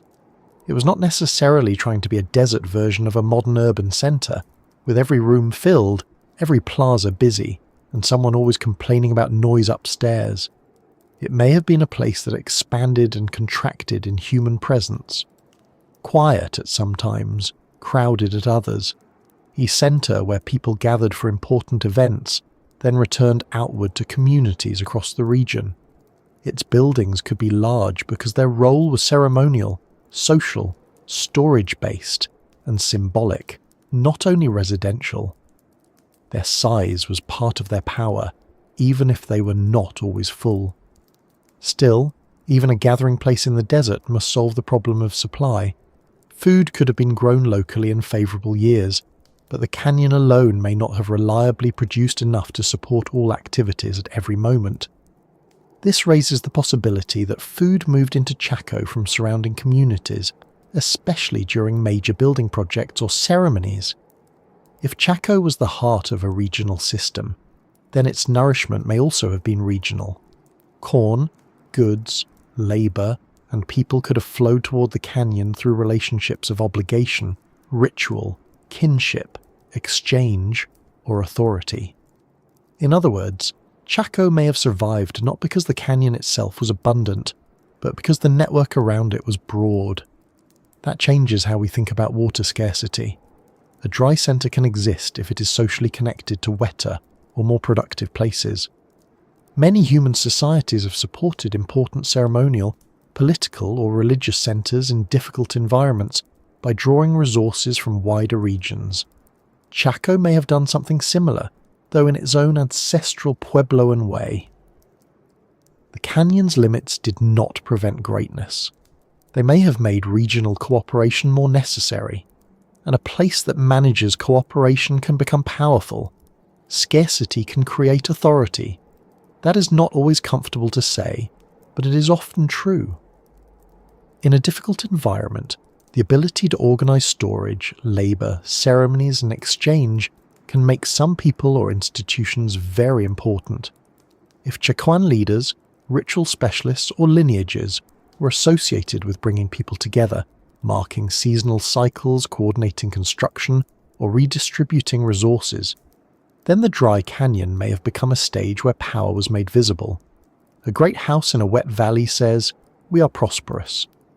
A great house in a dry canyon says something more complicated. It says we can organize life even here. We can gather what is distant. We can turn uncertainty into order. We can make stone rise where water barely stays. Water also has meaning beyond survival. In a dry land, water is never just a substance. It is hope, timing, blessing, danger, and memory. Rain can rescue a crop. A storm can destroy a field. A spring or seep can become important far beyond its size. The colour of turquoise may matter partly because it recalls water and sky. Ceremonies connected to rain, fertility, and seasonal balance would have carried deep importance. We should be cautious about claiming specific beliefs where the evidence does not allow certainty, but it is not difficult to understand that water would have been central to thought and ritual in such a landscape. People who depend on uncertain rain do not treat the sky as background. Chaco's buildings may have been connected to this need for order in an uncertain world.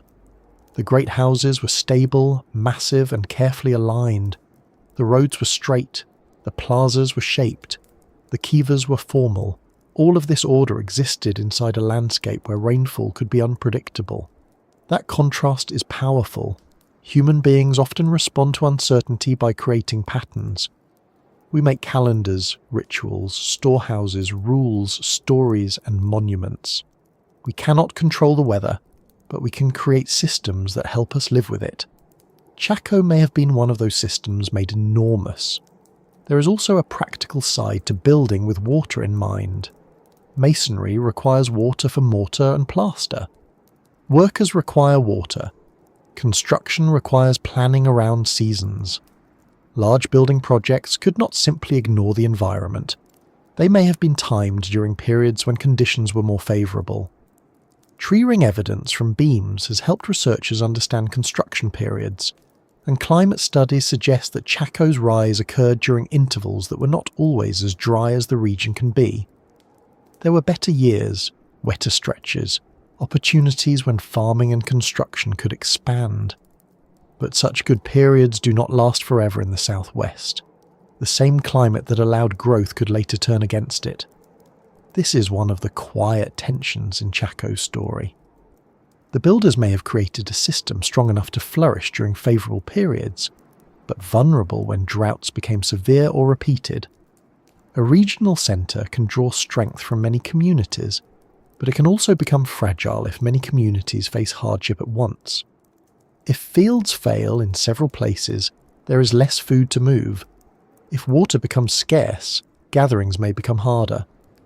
If leaders or ritual specialists are expected to help maintain balance and rain does not come, confidence may weaken.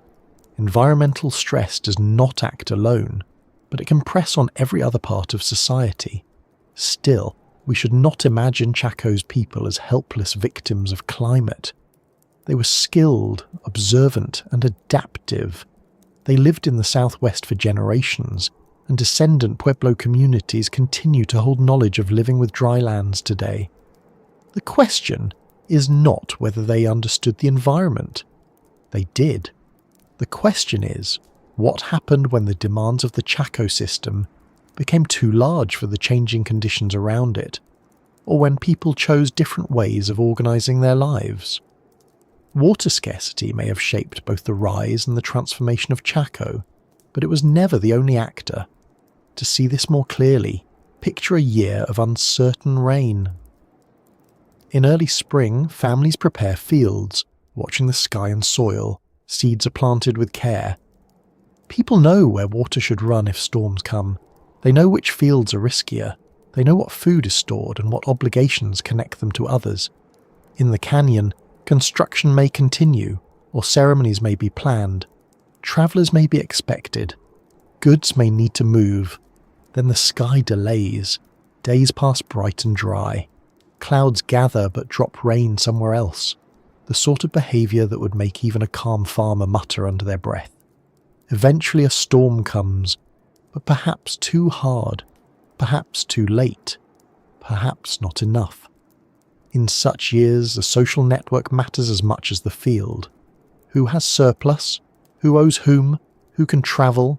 Who can host? Who can lead ceremony? Who can explain the uncertainty? Now picture a better year. Rain arrives more kindly. Runoff spreads into the right places. Corn grows. Storage rooms fill. People have enough to support gatherings. Ceremonies feel affirmed by the season. Construction can continue because workers can be fed. Visitors arrive with goods and stories. The centre feels strong. The same desert that seemed harsh now seems balanced, if only for a while. Chaco's power may have lived in the memory of such years, the years when the system worked, when the canyon gathered people and resources and made the difficult land feel ordered. The effort to build so much where water was rare may have been partly an act of confidence. Monumental buildings can project stability even when life is uncertain. They say, "We will be here." They say this place matters beyond one harvest. They say our relationships are strong enough to outlast dry years. Whether that confidence was religious, political, communal, or all of these at once, it was built into the walls. Every room added to a great house was a statement that the future was worth preparing for, and yet the desert always remained. No wall, however well built, could make rain fall. No road, however straight, could guarantee crops. No storehouse, however full, could remove uncertainty forever. This is why Chaco feels so human. It is not the story of people conquering a desert, because the desert was never conquered. It is the story of people negotiating with a demanding landscape through skill, cooperation, ceremony and architecture. They built not because the place was easy, but because the place had become meaningful enough to justify the difficulty. There may also have been spiritual reasons for choosing and enlarging Chaco that we can only partly understand. Certain landforms, directions, springs, cliffs, and sky views may have made the canyon especially significant. The location might have connected to origin stories, sacred geography, or relationships between communities and the wider cosmos. For many indigenous traditions, landscape is not merely physical. Places can hold memory, power, and identity. A canyon can be more than a canyon. A road can be more than a route. A building can be more than rooms. Modern archaeology can identify alignments and artifacts, but it cannot always translate the full meaning of place. This should make us humble. We can say Chaco's builders used runoff farming, managed scarce water, relied on regional connections, stored resources, and built during periods when conditions allowed growth. We can say the canyon was important for ceremony, power, and regional identity. But we should also admit that some reasons may not be recoverable in modern language. The people who chose Chaco may have understood the canyon through stories, obligations, and sacred associations that cannot be fully reconstructed from stones alone. That does not make the mystery empty, it makes it deeper. The rarity of water may even have enhanced Chaco's meaning. In a place where water is uncertain, ceremonies tied to rain and seasonal renewal may become more powerful. Architecture aligned to the sun and moon may help structure time in a world where timing matters for crops. Roads connecting communities may help strengthen relationships needed during hard years. Great houses may serve as centres of storage, gathering, and authority. Scarcity does not only limit, it can also concentrate attention. It can make certain places and practices matter more. This is why the question, why build so much where water was so rare, does not have one clean answer. The practical answer is that people knew how to use the water that was available, and they may not have lived there in the enormous permanent numbers the buildings first suggest. The regional answer is that Chaco drew support from a wider network. The social answer is that building in such a place demonstrated organisation and authority. The ceremonial answer is that the canyon may have held meanings tied to sky, land, water, and community. The human answer is that people often create their most powerful places not where life is easiest, but where meaning, need, and ambition meet. In Chaco, those forces met under a huge desert sky. The walls rose because people decided the canyon was worth the work. The road stretched because distant places were connected to it. The timber arrived because mountains beyond the horizon had become part of the canyon's story. The rare goods gathered because Chaco had a pull strong enough to draw them in, and the water, brief and precious, shaped everything without ever staying long enough to be taken for granted. So when we look at the great houses, we should see more than stone. We should see fields waiting for rain. We should see people watching clouds. We should see storage rooms holding the memory of better seasons. We should see travellers bringing food or goods from places beyond the canyon. We should see ceremonies asking the world to remain in balance. We should see a society making order in a landscape where uncertainty was part of daily life. Chaco's greatness was not built despite water scarcity alone. It was built in conversation with it. And once water brings us to the sky, another part of the story begins to open. Because the people of Chaco did not only watch clouds for rain, they watched the sun as it rose and set along the horizon. They watched the moon move through long cycles. They noticed light, shadow, direction, and repetition. In a world where survival and ceremony depended on timing, the sky was not distant. There was a calendar above the canyon, and in Chaco, parts of that calendar may have been written carefully into stone. In a place like Chaco Canyon, the sky is impossible to ignore. It is not a small strip of blue between rooftops. It is not something glimpsed between buildings while rushing from one errand to another, trying to remember whether the shopping list included onions. The sky in Chaco is enormous. It rises over the canyon with a kind of steady pressure, bright in the day, dark and crowded with stars at night, always present, always changing, always useful to anyone patient enough to watch it carefully. For the people who built Chaco, that sky was not decoration. It was a clock, a calendar, a guide, and perhaps a sacred order written above the desert in light. When we talk about astronomy at Chaco, it is important to slow down and be careful. It is easy to become excited by every sunrise, every shadow, every line of stone, and imagine that every wall was secretly pointing to a cosmic code. Humans are very good at finding patterns. We find faces in clouds, animals in stars, and sometimes profound meaning in the way toast burns on one side.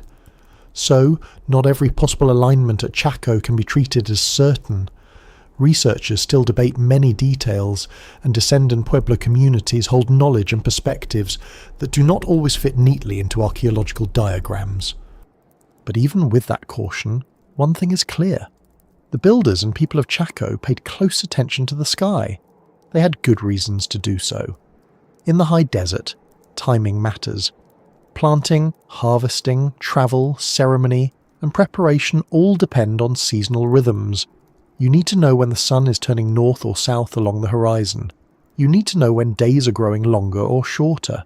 You need to recognize the return of certain stars, the change of moonlight, the signs of coming seasons. A calendar in such a world is not just a convenience. It is part of survival and social order. If a modern person misses a calendar notification, they may be late for a meeting. If an ancient farming community loses track of seasonal timing, the consequences can be rather more serious than an awkward apology and a reheated cup of tea. The sun is the most obvious place to begin. Every day it rises and sets, but not in exactly the same place. Across the year, sunrise moves along the horizon. At one end of its journey is the summer solstice, when the sun reaches its northern extreme and the day is longest. At the other end is the winter solstice, when the sun rises and sets farthest south and the night is longest. Between them are the equinoxes, when day and night are roughly balanced. This movement is slow enough that a distracted person might not notice it, but a careful watcher year after year would see the pattern. The horizon becomes a measuring line, the sun becomes a marker, the year becomes visible. At Chaco, solar observation seems to have been woven into the built environment. Some buildings and features appear oriented in ways that relate to solar events. Certain walls, doorways and sightlines may have marked important positions of the sun. Again, not every proposed alignment is equally secure, but the larger pattern suggests a people deeply interested in direction and seasonal light. Architecture at Chaco often seems too carefully arranged to be explained only by convenience. A wall may face a certain way because of practical needs, but when many features show attention to direction, the practical and the ceremonial begin to overlap. A building can shelter people and mark time. A doorway can frame movement and sunlight. A wall can be both structure and calendar. The most famous example of Chaco's skywatching is not on the canyon floor, but high on Fajada Butte, a tall landform rising near the entrance to the canyon. There, on a ledge near the top, 3 stone slabs lean against the cliff face, and behind them are carved spiral petroglyphs. For much of the year, sunlight passes between the slabs in changing ways. At certain times, narrow blades of light cross the spirals. This feature became known as the sun dagger, and it is one of the most discussed archaeological discoveries in the American Southwest. The image is simple and powerful. A spiral carved into stone, slabs leaning beside it, sunlight entering through gaps, a bright line moving slowly across the carving as the year turns. At the summer solstice, a narrow shaft of light was observed to pass through the larger spiral. At the winter solstice, other light patterns appeared along the sides. At equinoxes, the light marked the spiral differently again. The feature seemed to turn sunlight into a visible calendar, not by using machinery, but by using stone, shadow, and patience. There is something quietly astonishing about that. No ticking gears, no polished brass, no screen glowing on a bedside table at 3 a.m, accusing you of still being awake. Just rock, sun, and human attention. The sun dagger reminds us that ancient astronomy did not require telescopes or written equations to be precise and meaningful. It required repeated observation, memory, and a landscape stable enough to become a reference. People watched, they noticed, they returned. Over time, the movements of light became predictable, and predictability became useful. But the sun dagger is also a reminder of how fragile such evidence can be. The slabs shifted after modern visitation and disturbance, and the original light patterns were damaged. That is a sobering detail. A feature that may have marked cycles for centuries could be altered by only a small change in stone position. It shows how carefully such places must be protected, and how easily the modern world, even through curiosity, can harm what it came to admire. Chaco's astronomy is not only a set of discoveries, it is also a lesson in respect. The spiral itself invites thought. Spirals are common in rock art across the region, and their meanings can vary. They may relate to movement, emergence, cycles, water, migration, or other cultural ideas depending on context and tradition. We should not pretend to know one fixed meaning for every spiral. But placed with the sun dagger, the form seems connected to cyclical time. A spiral is not a straight line. It turns around a centre, moving inward or outward, repeating without simply returning to the same place. That is a useful image for seasonal time. Each year returns, but never exactly the same. The sun comes back to its solstice position, yet the people watching it are older. A child becomes an elder. A stored harvest becomes memory. Time circles and moves on at once. The moon added another level of complexity. Unlike the sun's yearly path, the moon follows cycles that are both familiar and harder to track across long periods. Everyone can notice the monthly waxing and waning of the moon. A dark moon, a thin crescent, a bright half, a full moon rising huge and pale over the desert. But the moon also has longer cycles, including a cycle of major and minor standstills that takes about 18.5 years.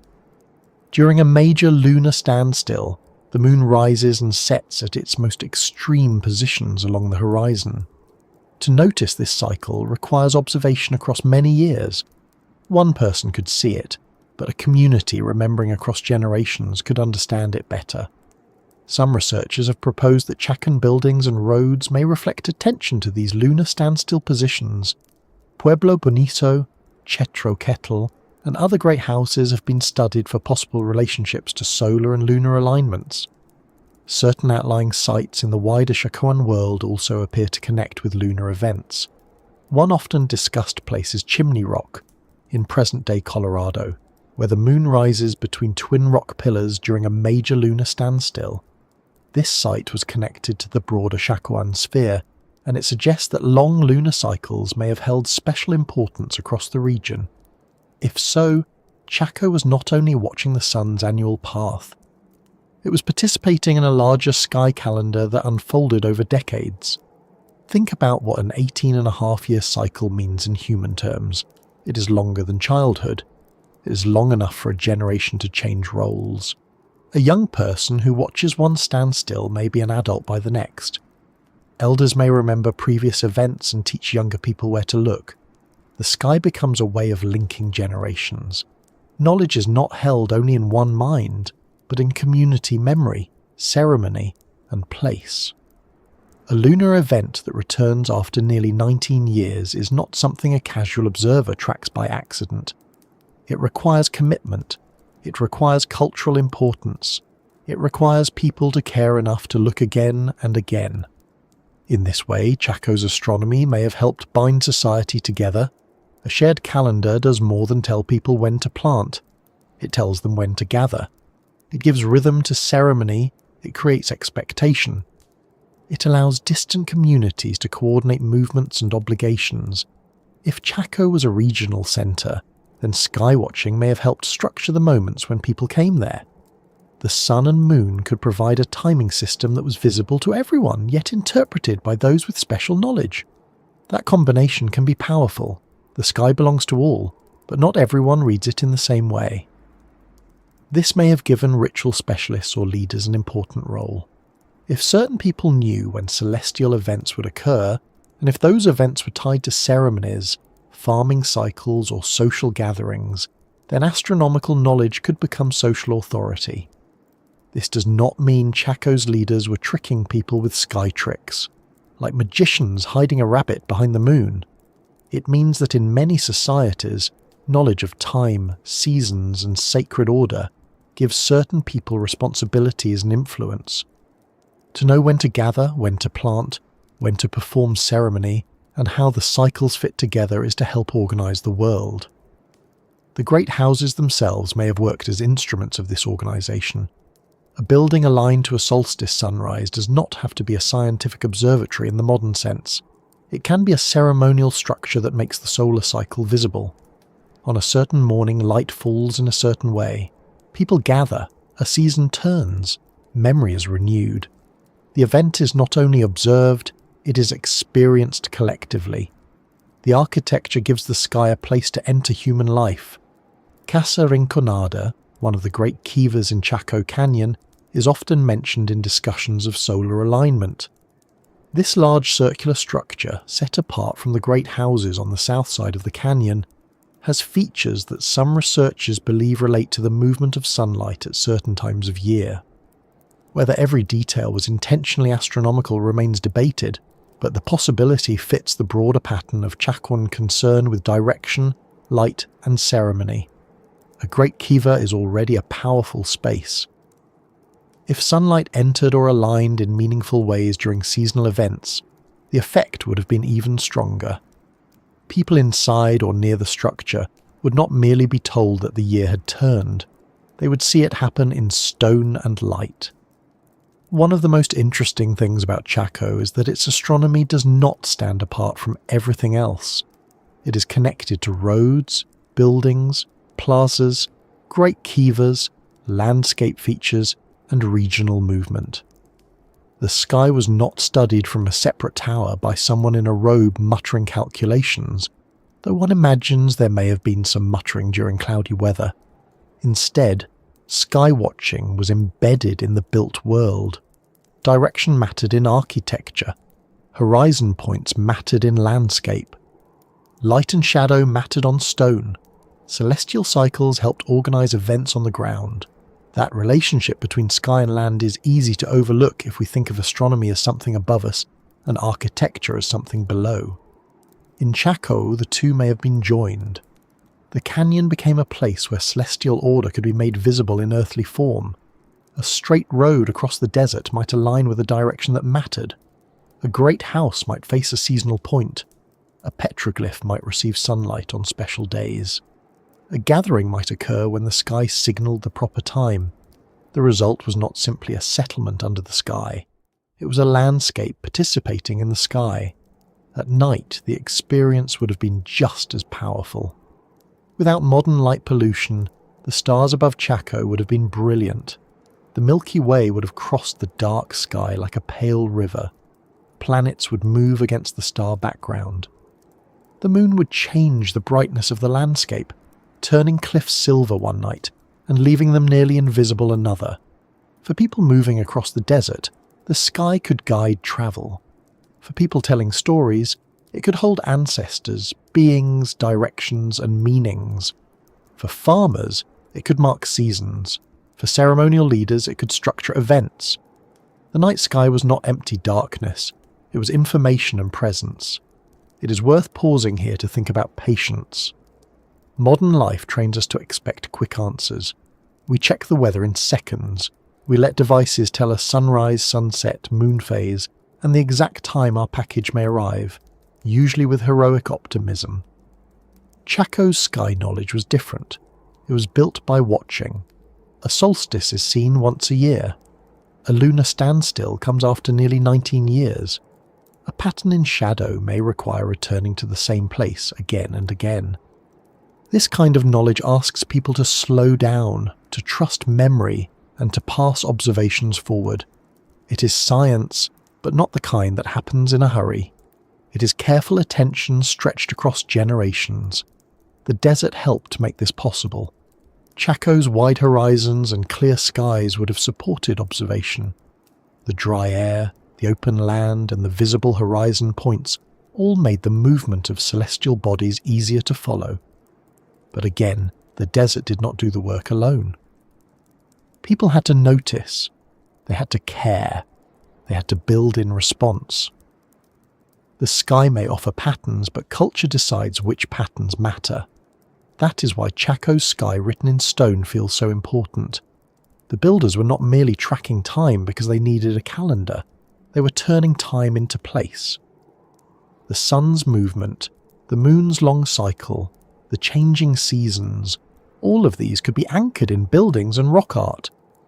When light crossed a spiral, when sunrise touched a line of architecture, when the moon rose at an extreme point known from older memory, time became visible and communal.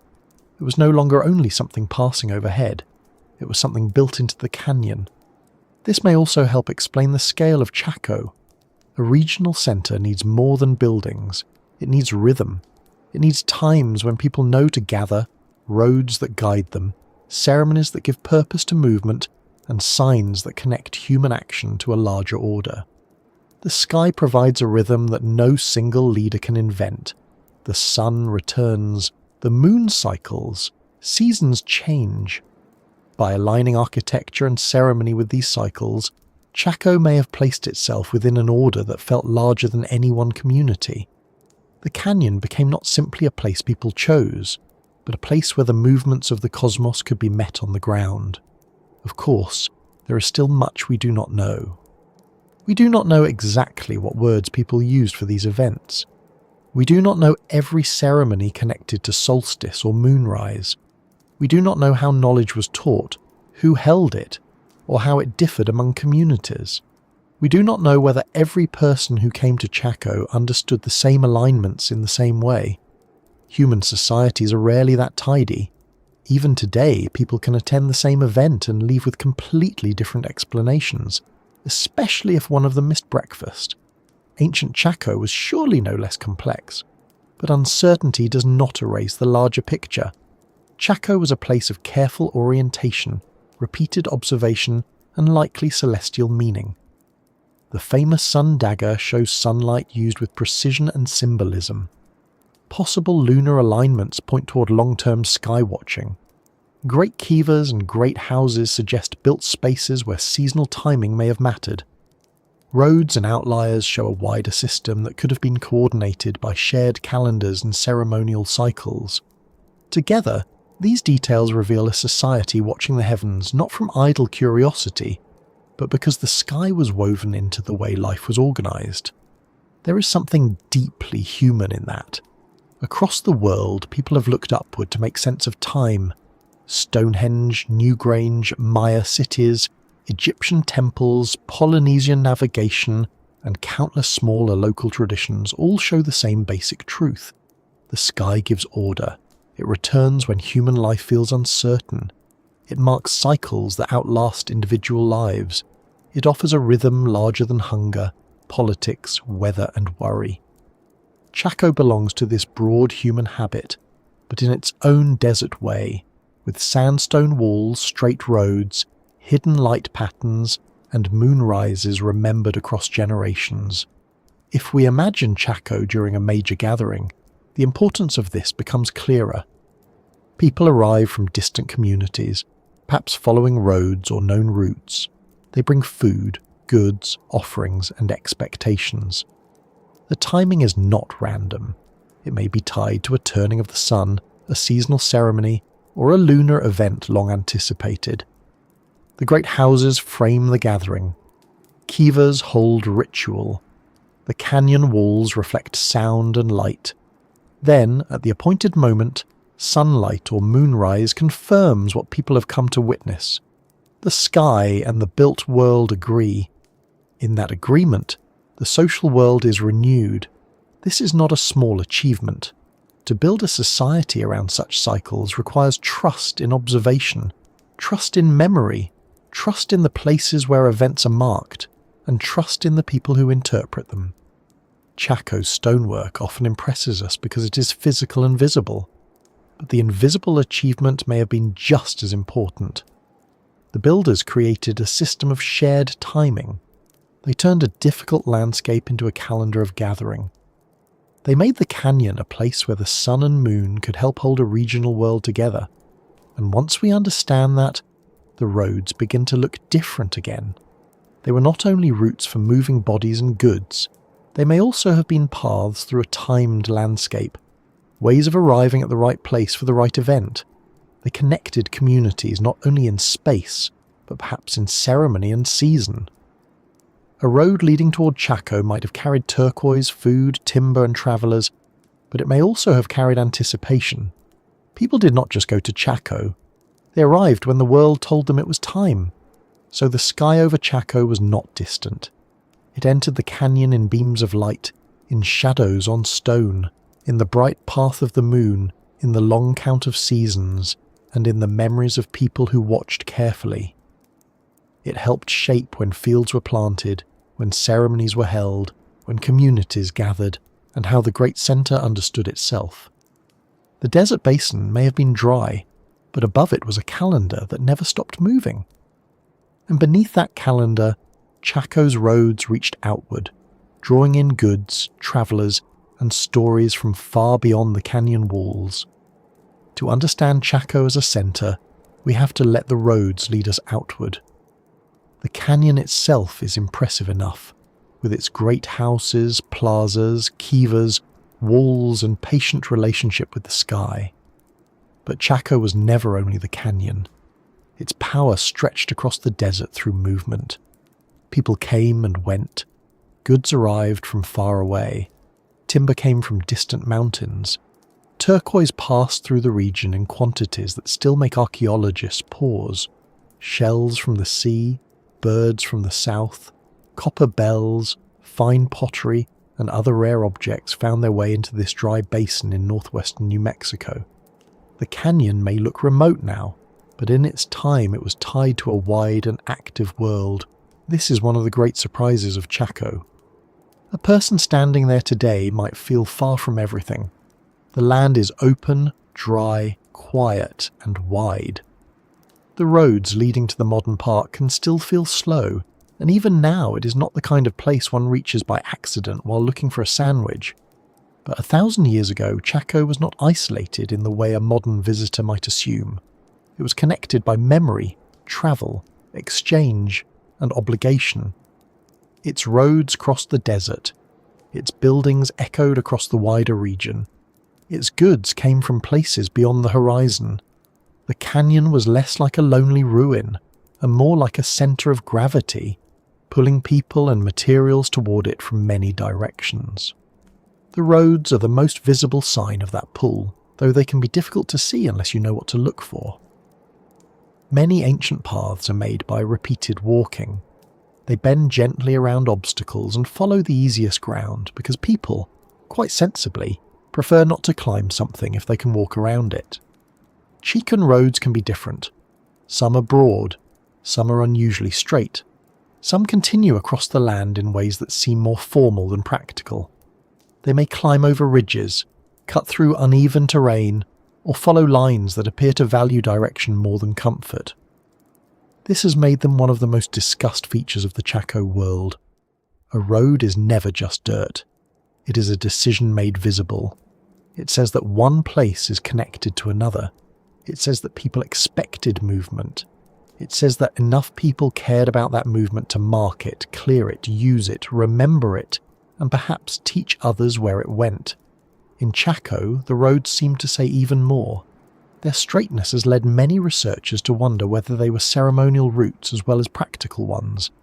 They may have carried people during processions. They may have linked important buildings with sacred landforms. They may have expressed social connections between Chaco and outlying communities. They may have marked directions that mattered within Chacoan belief. The roads may have been used for travel, but travel itself may have had meaning. One of the best known of these routes is often called the Great North Road. It extends northward from the Chaco region, passing through the landscape with a striking sense of purpose. For years, people have debated what it meant. Was it a route for trade, a ceremonial pathway, a road connected to beliefs about origin, migration, or the direction of the dead, a line linking Chaco to important places in the wider world? The evidence does not hand us a neat answer, and ancient roads are not especially chatty when asked direct questions. But the Great North Road shows the scale of Chacoan planning. It suggests that movement away from the canyon could be as meaningful as movement toward it. Other roads connect great houses and outlying sites across the San Juan Basin. Outliers were communities or buildings beyond the canyon that shared Chacoan architectural features. Some had great houses, great kivas, planned layouts, and connections to the same broader system. These outliers remind us that Chaco's influence was not locked inside the canyon walls. It spread across a region of settlements, farms, local histories, and communities that participated in the Chacoan world in different ways. Some may have been closely tied to Chaco, others may have adopted Chacoan styles while maintaining local independence. The pattern was likely not simple. Networks rarely are. Even today, a group chat with 6 people can become complicated. A regional system across the ancient Southwest was certainly not going to be easy to explain in one sentence. The roads helped make that system visible. They crossed dry washes, open flats, and mesa edges. They passed through a land where travel required knowledge of water, weather, landmarks, and timing. To move across the desert was not like strolling down a paved street with a signpost every few yards and a cafe waiting at the corner. Travellers had to know where they were going. They had to understand distance. They had to carry what they needed. They had to trust memory, guidance, and perhaps the social ties that would receive them when they arrived. Roads made this movement easier, but they also made it more formal. They turned travel into connection. What moved along these routes? People certainly. Workers, pilgrims, traders, ritual specialists, families, messengers, and visitors may all have come to Chaco at different times. Some may have arrived for ceremonies tied to the sun, moon, seasons, or agricultural cycles. Some may have brought goods. Some may have come because their community had obligations to the centre. Some may have travelled to exchange information, arrange marriages, strengthen alliances, or participate in events that gave Chaco its regional importance. The canyon was not only a place to see, it was a place to join, at least for a while. Goods also moved. Some were practical. Food may have come into Chaco from surrounding areas, especially if the canyon could not always produce enough for major gatherings or construction projects. Corn, beans, squash, and other foods could have supported residents, visitors, and workers. Timber moved from distant mountains into the canyon, a huge undertaking that speaks of organised labour and regional reach. Stone was local, but wood was not. Every beam brought to a great house carried with it the effort of distant forests, human shoulders, and the decision that Chaco deserved such labour. Other goods were not merely practical. They were rare, beautiful, and charged with meaning. Turquoise is one of the most important. Chaco contained large amounts of turquoise, worked into beads, pendants, mosaics, and ornaments. This blue-green stone was valued widely across the southwest and beyond. Its colour alone would have made it special in a desert landscape. It could suggest water, sky, growth, or life. It catches light in a way that seems almost cool, like a small piece of rain held in stone. In a place where water was precious, turquoise must have had a visual power that is hard to overstate. Turquoise also tells us about exchange. Sources of turquoise existed in different parts of the southwest, and studies have tried to trace where Chaco's turquoise may have come from. The movement of turquoise into and through Chaco suggests connections with mining areas, artisans, traders, and communities across long distances. It may have been collected, worked, stored, displayed, worn, exchanged, offered, or buried with people of high status. In Pueblo Bonito, turquoise was found in extraordinary quantities, especially in special burial contexts. That tells us it was not simply decorative. It helped mark identity, authority, ritual importance, and connection to wider networks. Imagine a ceremony in the canyon where turquoise was worn or displayed. The desert light is bright. The walls of Pueblo Bonito or another great house glow with sun-warmed stone. People gather in a plaza. A leader, ritual specialist, or important person carries ornaments that flash blue-green against woven clothing and earth-coloured surroundings. Such objects would speak without words. They would show access to rare materials.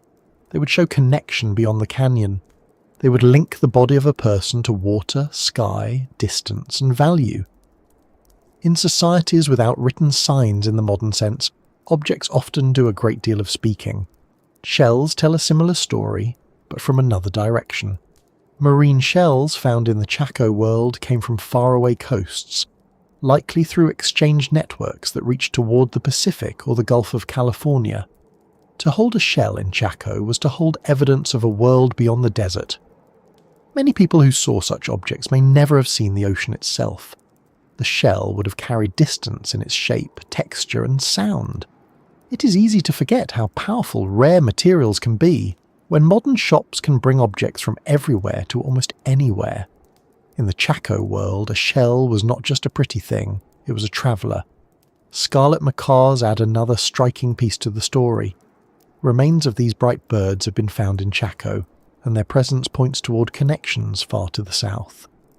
Macaws are not desert canyon birds. They belong to warmer regions much farther away. Their red, yellow, and blue feathers would have been astonishing in Chaco's landscape. They may have been kept for feathers, symbolism, status, or ceremonial use. They required care and transport.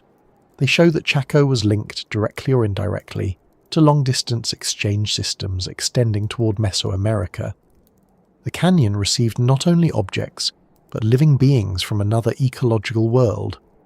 Copper bells also appear in the discussion of Chaco's distant connections. These small bells, associated with Mesoamerican metalworking traditions, have been found in the broader region and suggest contact through exchange networks. They were not everyday tools. Their sound, shine, and foreign origin would have made them special. A bell is not only seen, it is heard. In a ceremony, a copper bell could carry a sound unlike stone, wood, shell, or pottery. It would add a new kind of presence, a small ringing proof that the world beyond the desert was not unreachable. Then there are the cylinder jars and the evidence of cacao. At Chaco, archaeologists found unusual cylindrical vessels, especially at Pueblo Bonito, and chemical studies have reported traces consistent with cacao in some of them. Cacao comes from far to the south, in Mesoamerica, and was used there in important ritual and elite contexts. If cacao reached Chaco, even in small quantities, it would have been an extraordinary imported substance. It would not have been a casual drink for an ordinary afternoon, the ancient equivalent of making a quick cup before answering messages. It would likely have been connected with special events, status, or ceremony. This evidence remains one of the most fascinating signs that Chaco participated in exchange networks reaching beyond the southwest. But trade is not the whole word for this. Trade can sound too simple, as if people were just swapping goods in a marketplace with tidy prices and someone calling out a special discount on shell beads. The movement of objects in Chaco probably involved exchange, yes, but also gift-giving, ritual obligation, alliance, tribute, pilgrimage, marriage ties, and social relationships. Goods moved because people moved, and people moved because relationships required it.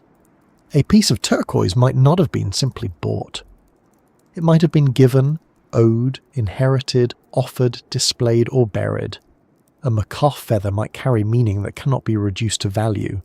A shell might be part of a story. A beam of timber might represent labour shared through obligation. To call all of this trade is useful, but incomplete.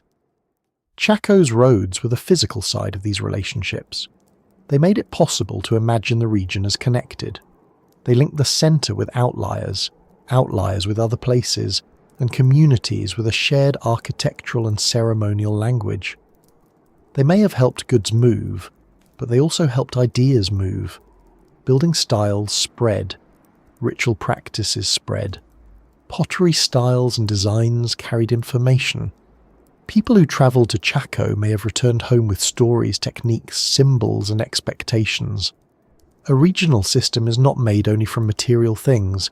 It is made from repeated contact. The outlying great houses show this clearly. In places far from the canyon, people built structures that referenced Chacoan forms. They used great house layouts, great kivas, and orientations that tied them visually and socially to Chaco. This does not mean every outlier was controlled from the canyon like a modern government office. It may have been more flexible than that. Some communities may have chosen to participate because Chaco offered prestige, ritual power, access to goods, or membership in a wider identity. Others may have been drawn in through obligations or unequal relationships. The system may have included cooperation and hierarchy, generosity and pressure, shared belief and political tension. Human networks usually contain all of these, sometimes before lunch. This makes Chaco's influence both impressive and mysterious. How did a centre in a dry canyon persuade or organise people across such a wide region? Was its authority based on religion, control of ceremony, access to rare goods? The ability to coordinate calendars and gatherings, the prestige of great houses and ancestral lineages, the management of food and storage? The answer may be yes to several of these at once. Chaco did not need a single source of power. Its strength may have come from weaving many sources together: roads, architecture, sky knowledge, trade goods, ritual spaces, and social memory all reinforced each other. Turquoise may have played a special role in that weaving. Large quantities of it at Pueblo Bonito and other contexts suggest that Chaco was not just receiving turquoise, but possibly controlling or concentrating it. Control of rare materials can strengthen elite status. If certain lineages or ritual leaders had access to turquoise, shells, macaws, cacao, or other distant goods, they could display connections that ordinary people did not have. They could make Chaco appear as a place where the world gathered. That appearance matters. A centre becomes powerful partly when people believe it is powerful, and rare goods help make belief visible. Yet we should avoid imagining Chaco only as a place of elites collecting treasures while everyone else looked on. The broader system required many people. Farmers grew food, builders laid stone, travellers carried goods, woodcutters gathered beams, artisans shaped ornaments, potters made vessels, communities maintained ties, ceremonies needed participants, roads needed walkers. Chaco's greatness was distributed across many hands. Even if some people held higher status, the system depended on collective labour and shared belief. A great house may display power, but it is built by a society. The roads also remind us that distance was not only a challenge, it could be meaningful. Travelling to Chaco may have changed how people experience the centre. A place reached after effort often feels more important than a place reached easily. The journey prepares the mind. Days of walking through desert, watching landmarks shift, carrying goods or offerings, meeting other travellers, and finally seeing the great houses appear beneath the cliffs would have made arrival powerful. The road was part of the experience. Chaco began before the canyon entrance somewhere out on the open land, when a traveller turned toward it and started moving. This may explain why some roads seem more ceremonial than practical. A ceremonial road does not have to be the easiest route. It may have to be the correct route. It may follow direction, tradition, or sacred geography. It may connect places in a way that is meaningful, even when another path would be simpler for tired feet. Modern people understand this too, though we sometimes pretend otherwise. A parade route is not chosen only for efficiency. A pilgrimage path is not always the fastest. A wedding procession does not take a shortcut through the kitchen just because it saves time. Movement can be formal because meaning often needs form. Chaco's road system may have made the landscape into a ceremonial map. Lines extended from great houses across the desert. Stairways and ramps were cut in some places to help routes continue across cliffs or changes in elevation. Road segments aligned with buildings or directions. Some roads may have led to shrines, springs, outliers, or prominent landforms. The result was a region marked by movement and memory. Even where the roads are faint today, their existence suggests that the Chacan world was imagined at a large scale. The canyon was not a dot. It was a centre with lines radiating through space. Along those lines, information moved as surely as goods did. News of a drought, a ceremony, a leadership change, a harvest, a death, a marriage, or an astronomical event could travel through the network. Chaco may have acted as a place where people gathered information from many communities and sent it back out again. In a dry and uncertain environment, information itself is a resource. Knowing where rain fell, which fields did well, who had surplus, and when ceremonies would occur could help communities survive and coordinate. The roads may have carried messages as important as turquoise. Pottery also helps us see connection. Ceramic styles in and around Chaco show patterns of exchange and interaction. Some pottery found in the canyon came from other areas, indicating that vessels and perhaps the food inside them moved into Chaco. Fine pottery could be used in ceremonies, feasts, or daily life, but in all cases it carries evidence of relationships. A pot is a container, but it is also a signature of a community, a style, a technique, and a maker. When pottery from one place appears in another, it shows movement not only of objects but of people and preferences. Feasting may have been another part of Chaco's regional life. Large gatherings often require food preparation and serving on a scale beyond ordinary household meals.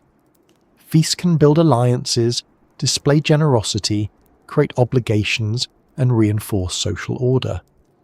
If people came to Chaco for major ceremonies, food would have been central.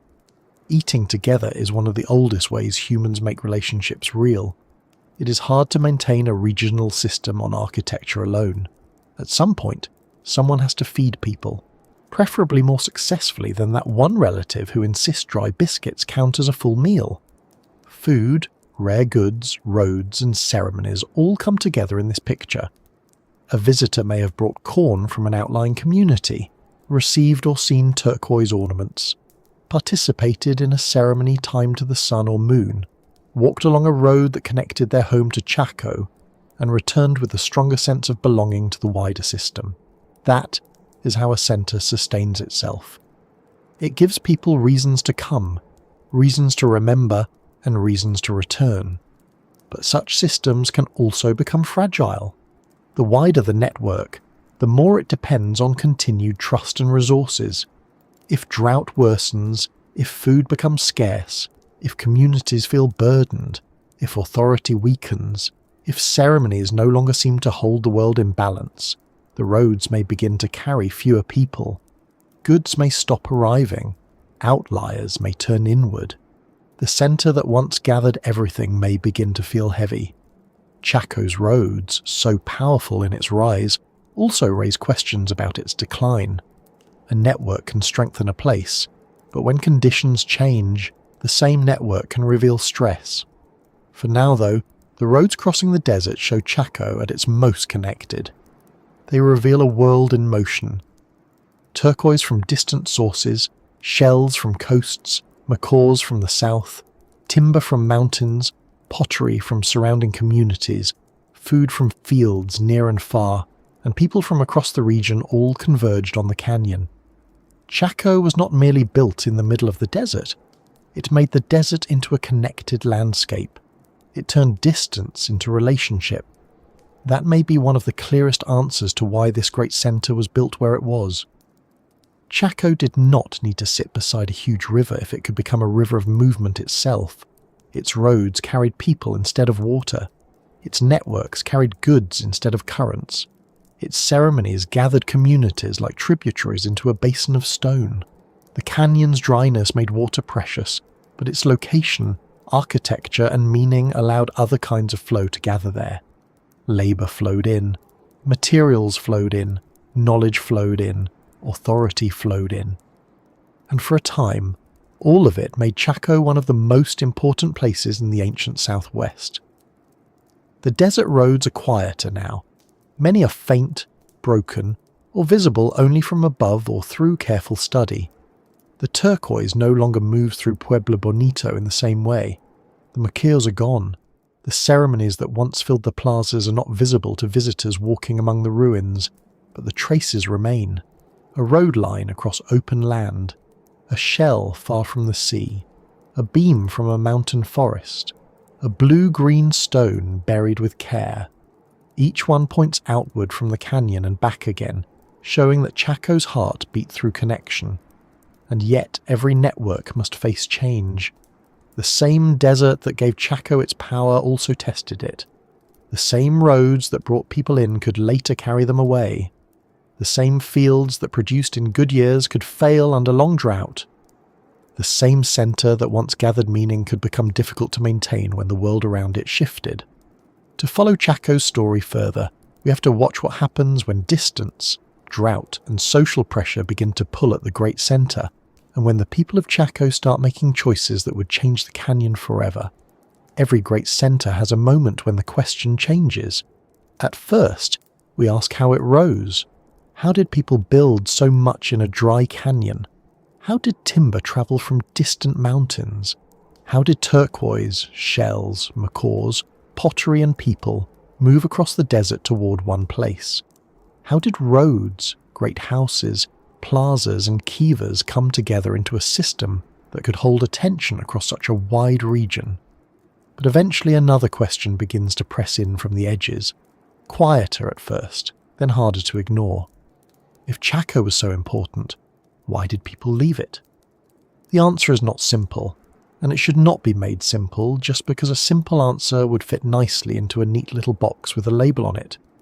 Ancient places rarely end for one reason. A drought comes, yes, but drought alone does not automatically empty a society.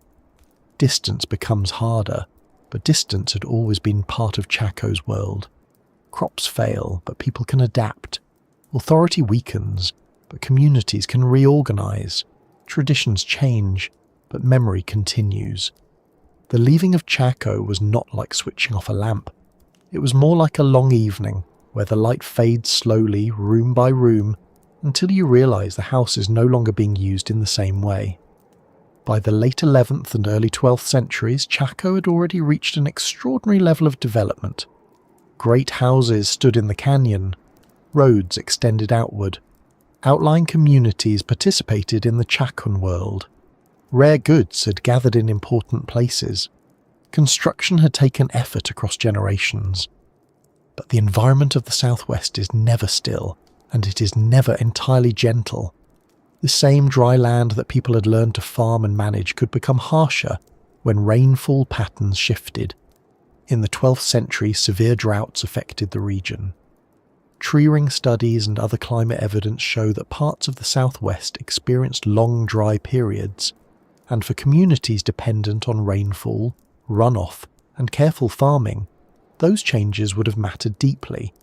Drought is not just a lack of rain. It is a pressure that touches everything.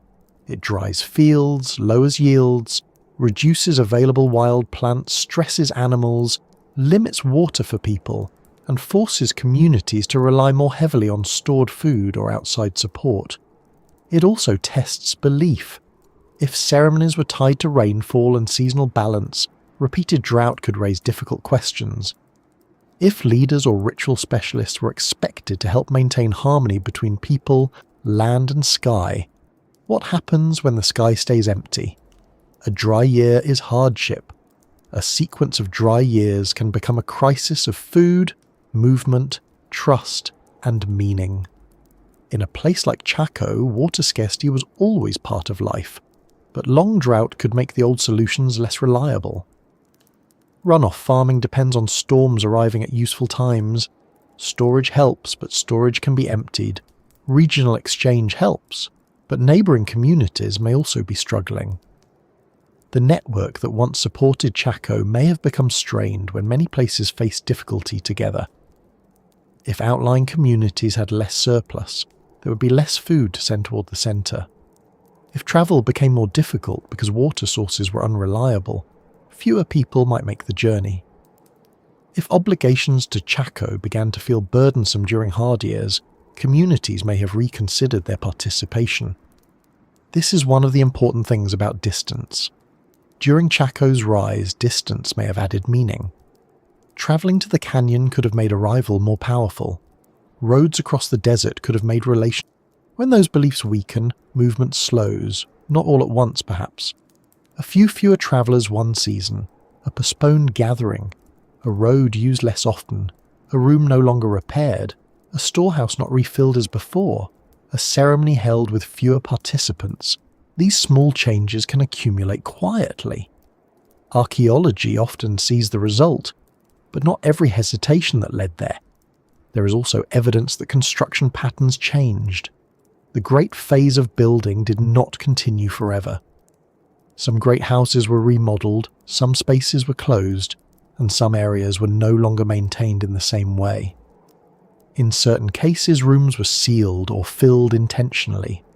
This suggests that leaving Chaco was not always a chaotic abandonment. People may have closed spaces with care. They may have ended the use of certain rooms through ritual actions. They may have removed important objects, carried memories elsewhere, and left behind buildings that still mattered even when daily life moved on. The word abandonment can be misleading because it makes a place sound discarded. Chaco was not simply thrown away like an old broken chair. For descendant communities, it remained ancestral. People left the canyon, but the canyon did not leave their history. The reasons for movement were likely many. Drought and environmental stress are central, but social change also mattered. Chaco's system may have become increasingly difficult to maintain. If elite lineages or ritual authorities had concentrated power in places like Pueblo Bonito, that authority may have been questioned or transformed. If communities across the region had contributed labour, food, or goods, they may have shifted their loyalties. If Chaco's ceremonies were no longer seen as effective or necessary, people may have turned toward other centres and other forms of organisation. A society does not have to collapse dramatically to change profoundly. Sometimes people simply choose a different way to live. Population movement in the broader southwest did not mean people disappeared. This is important. The people of Chaco were ancestors of living Pueblo peoples, among others connected to the region. They did not vanish into mystery. They moved, adapted, reorganized, and carried traditions forward. The empty rooms of Chaco can make modern visitors imagine disappearance, but that is partly because stones stay where they are while people travel. Culture is not a wall. It can move in songs, stories, ceremonies, farming knowledge, language, kinship, and memory. When Chaco's great houses became quieter, the human story continued elsewhere. Still, inside the canyon, the change must have been profound. Picture Pueblo Bonito after its height, a place once filled at certain times with movement, ceremony, work, and arrivals from distant communities gradually becoming less active. Some rooms no longer opened, some roofs failed and were not replaced. Plazas that once held gatherings saw fewer feet. Roads still stretched across the land, but perhaps fewer people followed them. Dust gathered in corners, wind moved through doorways. The cliff behind the building remained unchanged in its slow geological way, but the social world beneath it was shifting. The canyon itself may have become harder to support. Soil erosion, arroyo cutting, and changes in water flow could have affected farming in and around the canyon. If the wash cut deeper into the canyon floor, water that once spread across fields might instead run away too quickly. In dryland farming, small changes in landform can have large consequences. A field that once received useful runoff might become less productive. A channel that once helped distribute water might deepen and drain it away. The land does not have to become entirely uninhabitable to become less reliable. It only has to make life uncertain enough that other places begin to look better. And there were other places. As Chaco's influence declined, people in the broader region increasingly turned toward different settlement patterns. Some communities moved to areas with more dependable water or defensible locations. Later settlements in the Mesa Verde region, the Rio Grande Valley, the Hopi Mesas, and other parts of the Pueblo world show continued adaptation. People did not stop building, farming, organizing, or performing ceremonies. They changed where and how they did those things. Chaco's decline was part of a larger reorganization, not the end of a people. This distinction matters because modern storytelling often loves the idea of a lost civilization. It sounds dramatic. It gives ruins a foggy mood.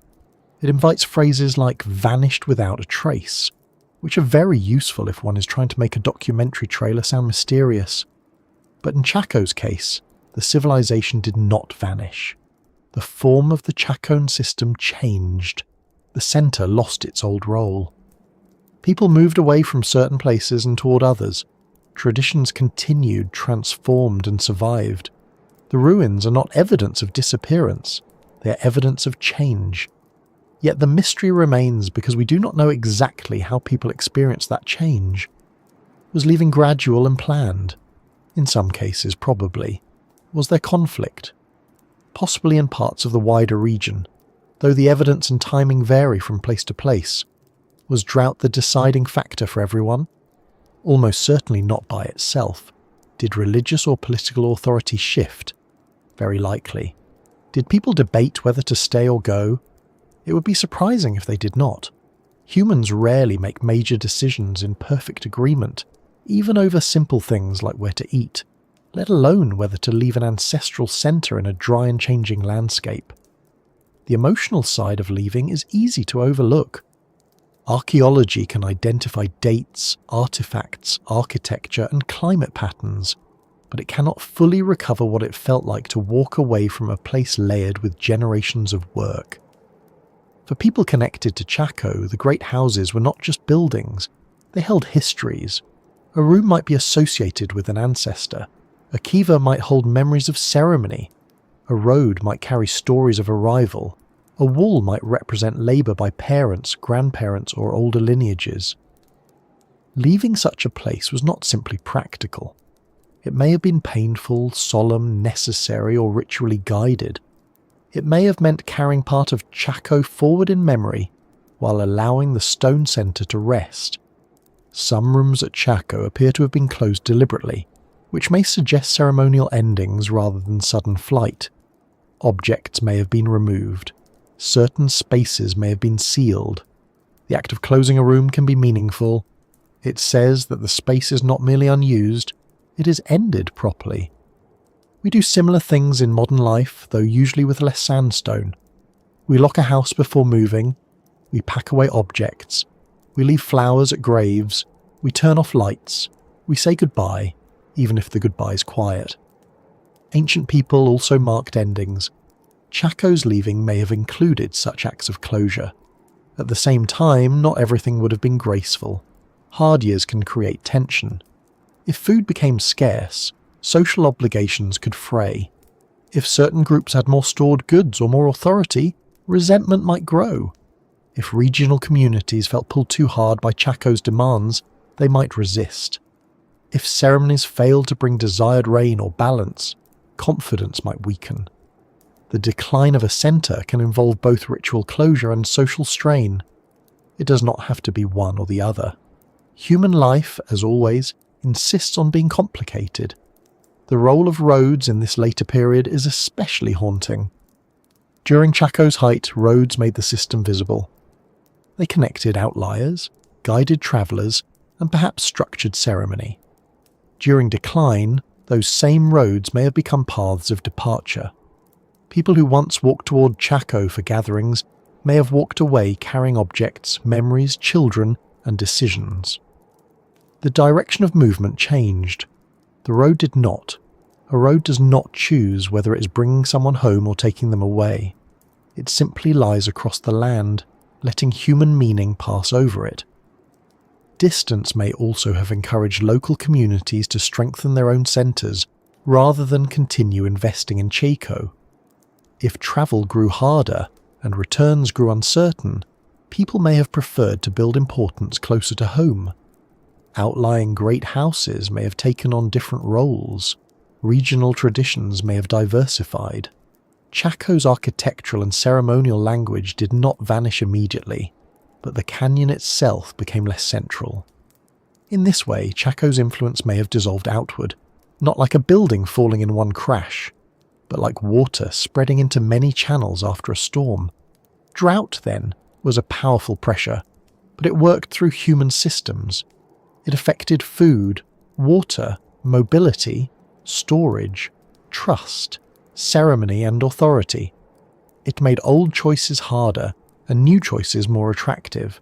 It did not erase people, it pushed communities to adapt.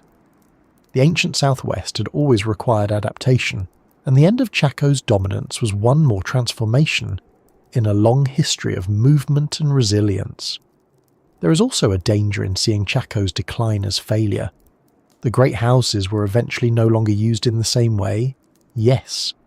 The regional system changed, yes. But for centuries, Chaco had created something extraordinary in a difficult landscape. It organised labour, connected distant communities, moved rare goods, built monumental architecture, tracked sky cycles, and shaped a regional world. The fact that it changed does not make it unsuccessful. All human systems change. Modern cities rise and decline, capitals shift, trade routes move, religious centres gain and lose influence. The surprise is not that Chaco eventually transformed. The surprise is how much it achieved before it did. Even the emptying of Chaco may have been part of a worldview in which movement was not the same as loss. In many Pueblo traditions, migration and movement are central themes. Places can be important stages in a longer journey. A site can be sacred not because people stay there forever, but because important events happened there, ancestors lived there, and memory continues from there. Chaco may have been one of those powerful places, a place to remember, not necessarily a place meant to be occupied in the same way for all time. Modern people often think permanence is the highest proof of success. Ancient traditions may understand place in more layered ways. The canyon silence today can mislead us into imagining a sudden disappearance. We stand among walls and hear wind instead of voices. We see empty rooms and assume absence. But the silence is recent only from the point of view of stone. For people, the story continued. Descendant communities preserve connections to Chaco through history, tradition, and ongoing cultural meaning. The canyon is not a dead place. It is an ancestral landscape. It remains significant, protected, visited, studied, and respected. Its quiet is not the quiet of meaninglessness. It is the quiet of a place that has already spoken for a long time. If we return to the question of why people left, the best answer may be that Chaco became harder to sustain, while life, meaning, and community found new centres elsewhere. Drought reduced reliability. Farming became more difficult. Regional support may have weakened. Social and religious authority may have shifted. Maintaining huge buildings and long-distance obligations may have become less practical or less meaningful. People did what humans have always done when conditions change. They assessed, debated, adapted, moved, and carried what mattered with them. The mystery is not a blank space. It is a woven answer with missing threads. We can see climate stress. We can see architectural change. We can see regional movement. We can see signs of closure. We can see continuity in descendant peoples.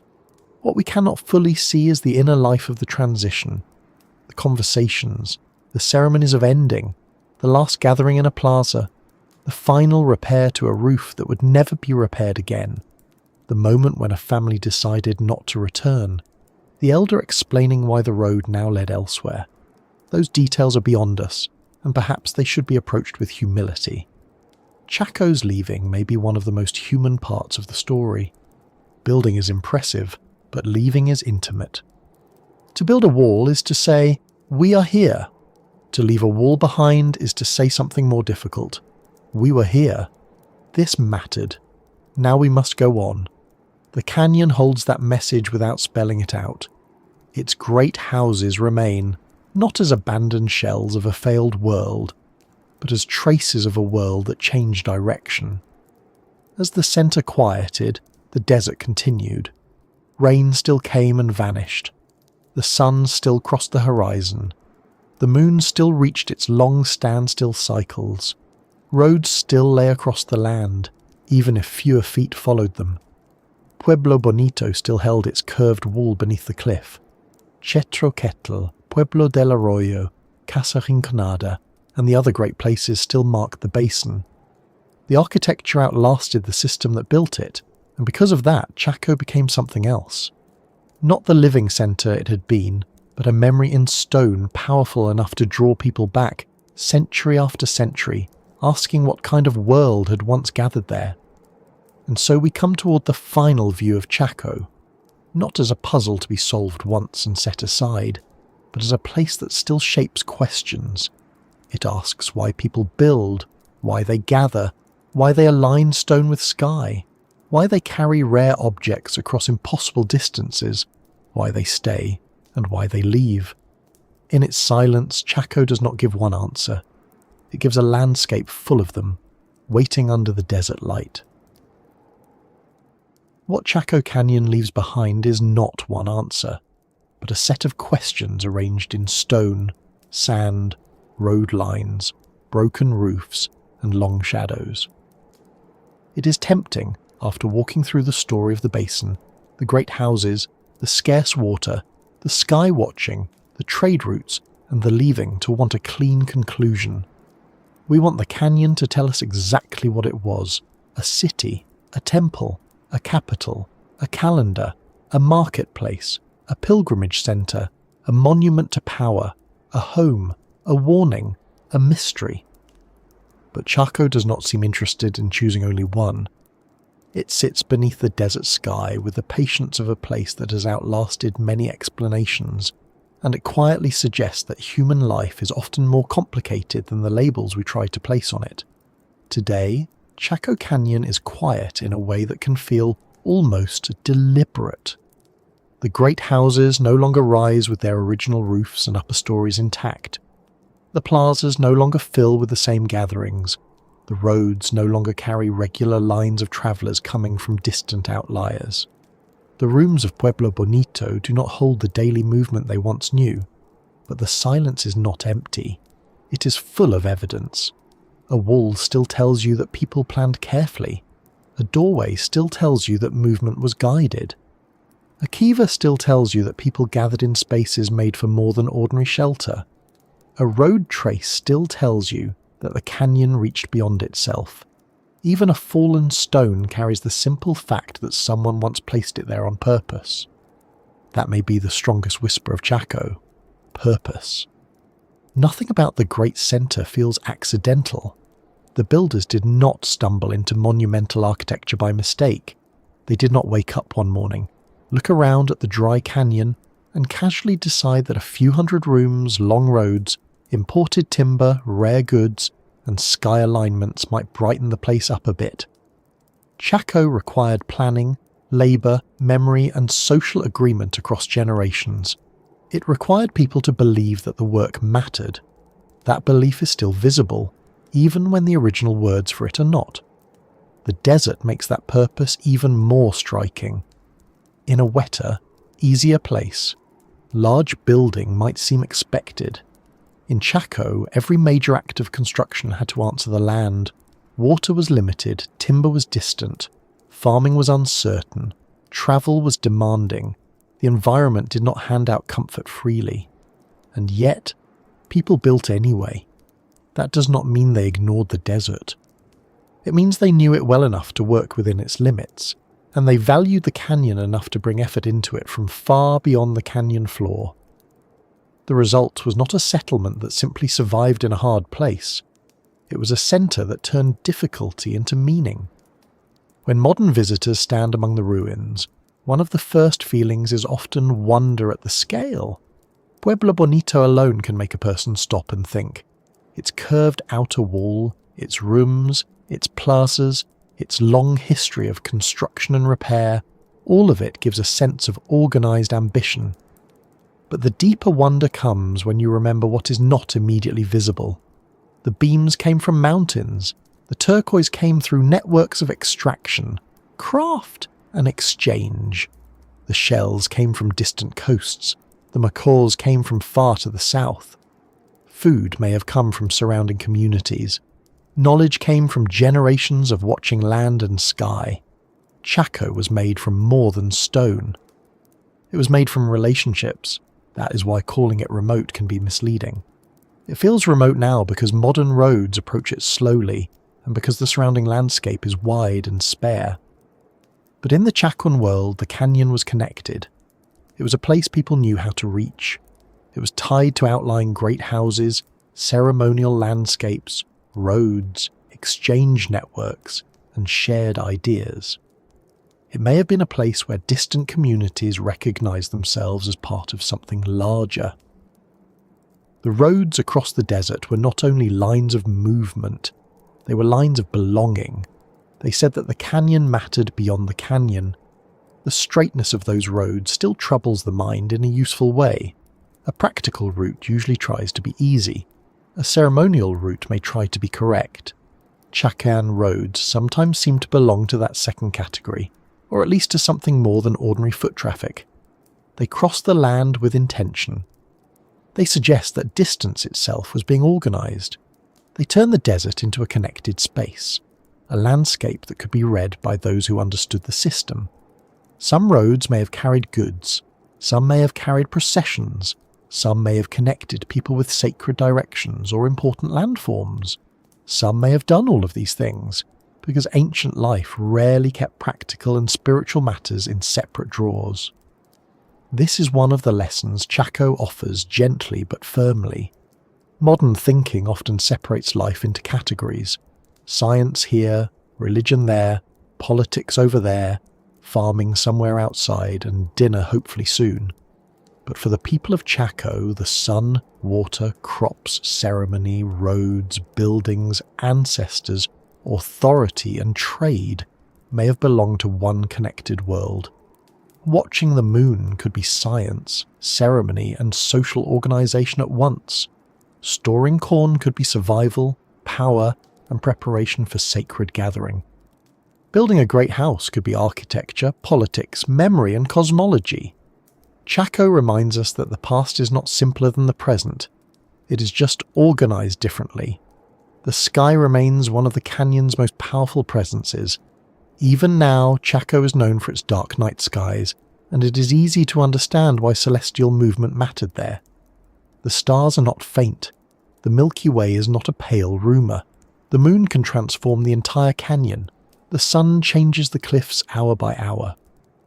For ancient observers, the sky was not distant decoration.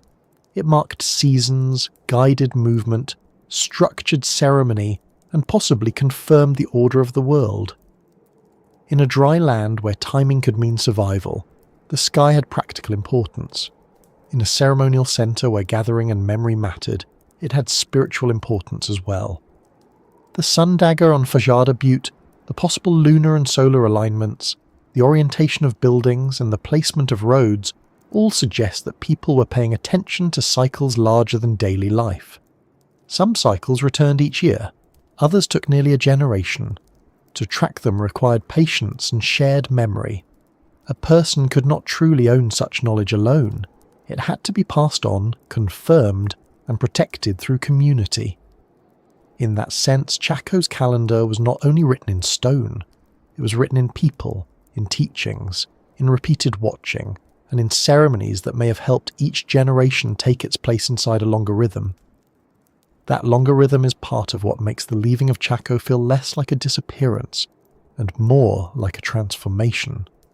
The great houses quieted, but the people did not vanish. The descendants of the people who built and used Chaco are still here, in Pueblo communities and other indigenous communities with deep ancestral ties to the region. This matters more than any dramatic mystery. The ruins are not evidence of a people lost beyond recovery. They are evidence of ancestors, movement, adaptation, and continuity. The canyon is not simply an archaeological site. It is part of living histories. Because of that, Chaco should be approached with respect. It is easy for outsiders to look at ruins and see only puzzles. Who built this? Why here? Where did they go? Those are fair questions, but they are not the only questions. We should also ask what the place means to descendant communities today. We should ask how to protect it. We should ask how to study it without treating it as an abandoned object. We should remember that sacred places do not become less sacred, because tourists arrive with cameras and comfortable walking shoes. Chaco is still a place of connection, and its meaning does not belong only to the past. Modern archaeology has given us many tools for listening to the canyon. Tree ring dating helps identify when beams were cut. Pottery studies reveal movement and exchange. Chemical analysis can detect traces of cacao in vessels. Remote sensing and aerial imagery help map roads that are difficult to see from the ground. Excavations, though now approached far more carefully than in earlier times, have revealed burials, artifacts, and building sequences. Climate studies help reconstruct drought and environmental change. Each method adds a piece to the picture. None of them gives the whole picture by itself. Chaco requires many ways of listening. There is humility in that. The canyon has been studied for more than a century, and still it resists simple explanation. That resistance is not failure. It is a sign that the place was complex. A society capable of building Chaco did not exist for the convenience of future summaries. Its people had their own reasons, arguments, traditions, and changing circumstances. Some parts of their world can be reconstructed through evidence. Other parts remain beyond reach. The responsible thing is not to fill every gap with fantasy, but to admit where the stone falls silent. And yet, Chaco's silence is not the same as secrecy.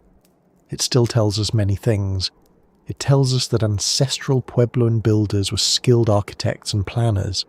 It tells us that communities could organize large construction projects without modern machines. It tells us that dry landscapes can support rich cultural worlds when people understand them deeply. It tells us that trade and exchange connected distant regions long before modern maps. It tells us that sky watching was not a side interest, but part of how people organised time and meaning. It tells us that human centres can rise not only around rivers and fertile valleys, but around ceremony, memory and shared belief. It also tells us that large systems are vulnerable. Chaco's reach was impressive, but its reach may also have made it difficult to maintain. A centre that depends on regional cooperation can struggle when climate shifts, harvests fail, obligations weaken, or authority changes. Drought did not erase Chaco by itself, but drought pressed hard on farming, storage, movement and trust. Distance, once a source of prestige and connection, could become a burden. The roads that brought people in could carry them elsewhere. The same network that made Chaco powerful could become too strained to hold its old form. There is a modern echo in that, though we should be careful not to turn Chaco into a simple warning poster. We also build systems that depend on movement, resources, trust, and climate stability. We build cities in difficult places. We move goods across long distances. We rely on water systems, food networks, and shared calendars. We assume that because something works now, it will keep working. Chaco reminds us quietly that every society lives inside environmental limits, even when its buildings are large and its confidence is strong. The land always remains part of the agreement, but Chaco is not only a lesson about limits, it is also a lesson about imagination. The people who built there looked at a dry canyon and did not see emptiness. They saw a centre. They saw a place where stone could rise, roads could meet, ceremonies could happen, goods could gather, and the sky could be brought into architecture. They made a landscape of meaning in a place that might seem harsh to anyone passing through too quickly. That is an extraordinary human act. It is easy to build where everything is convenient. It is harder, and perhaps more revealing, to build where meaning must carry some of the weight. In the end, the question of why this great centre was built in the middle of the desert may not have one final answer, because the builders themselves may have had many answers. They built because the place was meaningful. They built because the canyon could gather people. They built because the sky could be watched there. They built because social power and ceremonial responsibility needed a centre. They built because roads could connect the basin to distant communities. They built because rare goods, ancestral memory, water, timing and belief all came together there. They built because Chaco was not nowhere. To them, it was somewhere important. That may be the simplest correction Chaco offers. The desert was never empty. It was known. It was named, travelled, farmed, watched, remembered and built into. Its silence today is partly our own unfamiliarity. To the people who lived in that world, the canyon was full of signs. A wash was not just a dry channel. A cliff was not just stone. A sunrise point was not just a pretty place to look. A road was not just a way to avoid getting lost. The land was read through knowledge, tradition, and experience. Chaco still asks us to learn how little we see when we mistake quiet for emptiness. As the sun lowers over the canyon, the great houses change again. Their walls catch the warm light, then fall slowly into shadow. The open plazas cool. The cliffs turn darker. A raven may pass overhead. The wind may move through low brush and broken rooms. The roads beyond the canyon are not busy now, but their traces remain in the land. The sky, which watched the builders and the leaving, begins to fill with stars. In that moment, it becomes easier to understand why this place still holds people's attention. It feels like the past has not disappeared. It has simply become very still. And perhaps that is what Chaco Canyon still whispers beneath the desert sky. That human beings are builders of meaning as much as buildings. That we gather around places because places help us remember who we are. That water, stone, sky, labour and belief can come together to make something larger than daily survival. That even the grandest centres change, and that leaving a place does not erase what happened there. That silence can be full of history if we are patient enough to listen. So, as we come to rest at the edge of this ancient canyon, let me ask you again, gently, where are you listening from tonight? Are you near a window, under city lights, in a quiet room, or somewhere with your own piece of sky above you? Chaco reminds us that every place has layers, even the places we think we know. Some layers are recent, some are old, some are visible in stone, others survive as memory, story, or a feeling we cannot quite name when the world grows quiet. If this journey through the desert has brought you a little calm, or helped the past feel closer in a gentle way, I would be grateful if you liked the video and subscribe to Just About Earth. It helps these quiet stories travel a little farther, across modern roads of their own, to others who may want to rest inside a slower kind of curiosity. For now, picture Chaco one last time. The canyon is darkening. The old walls are still warm from the day. The first stars appear above the cliffs. Somewhere in the distance, an ancient road fades into the open desert. Not gone, just hard to see. And beneath that wide sky, the stones of Chaco remain, holding their questions with the patience of the earth itself, waiting for the next listener to arrive.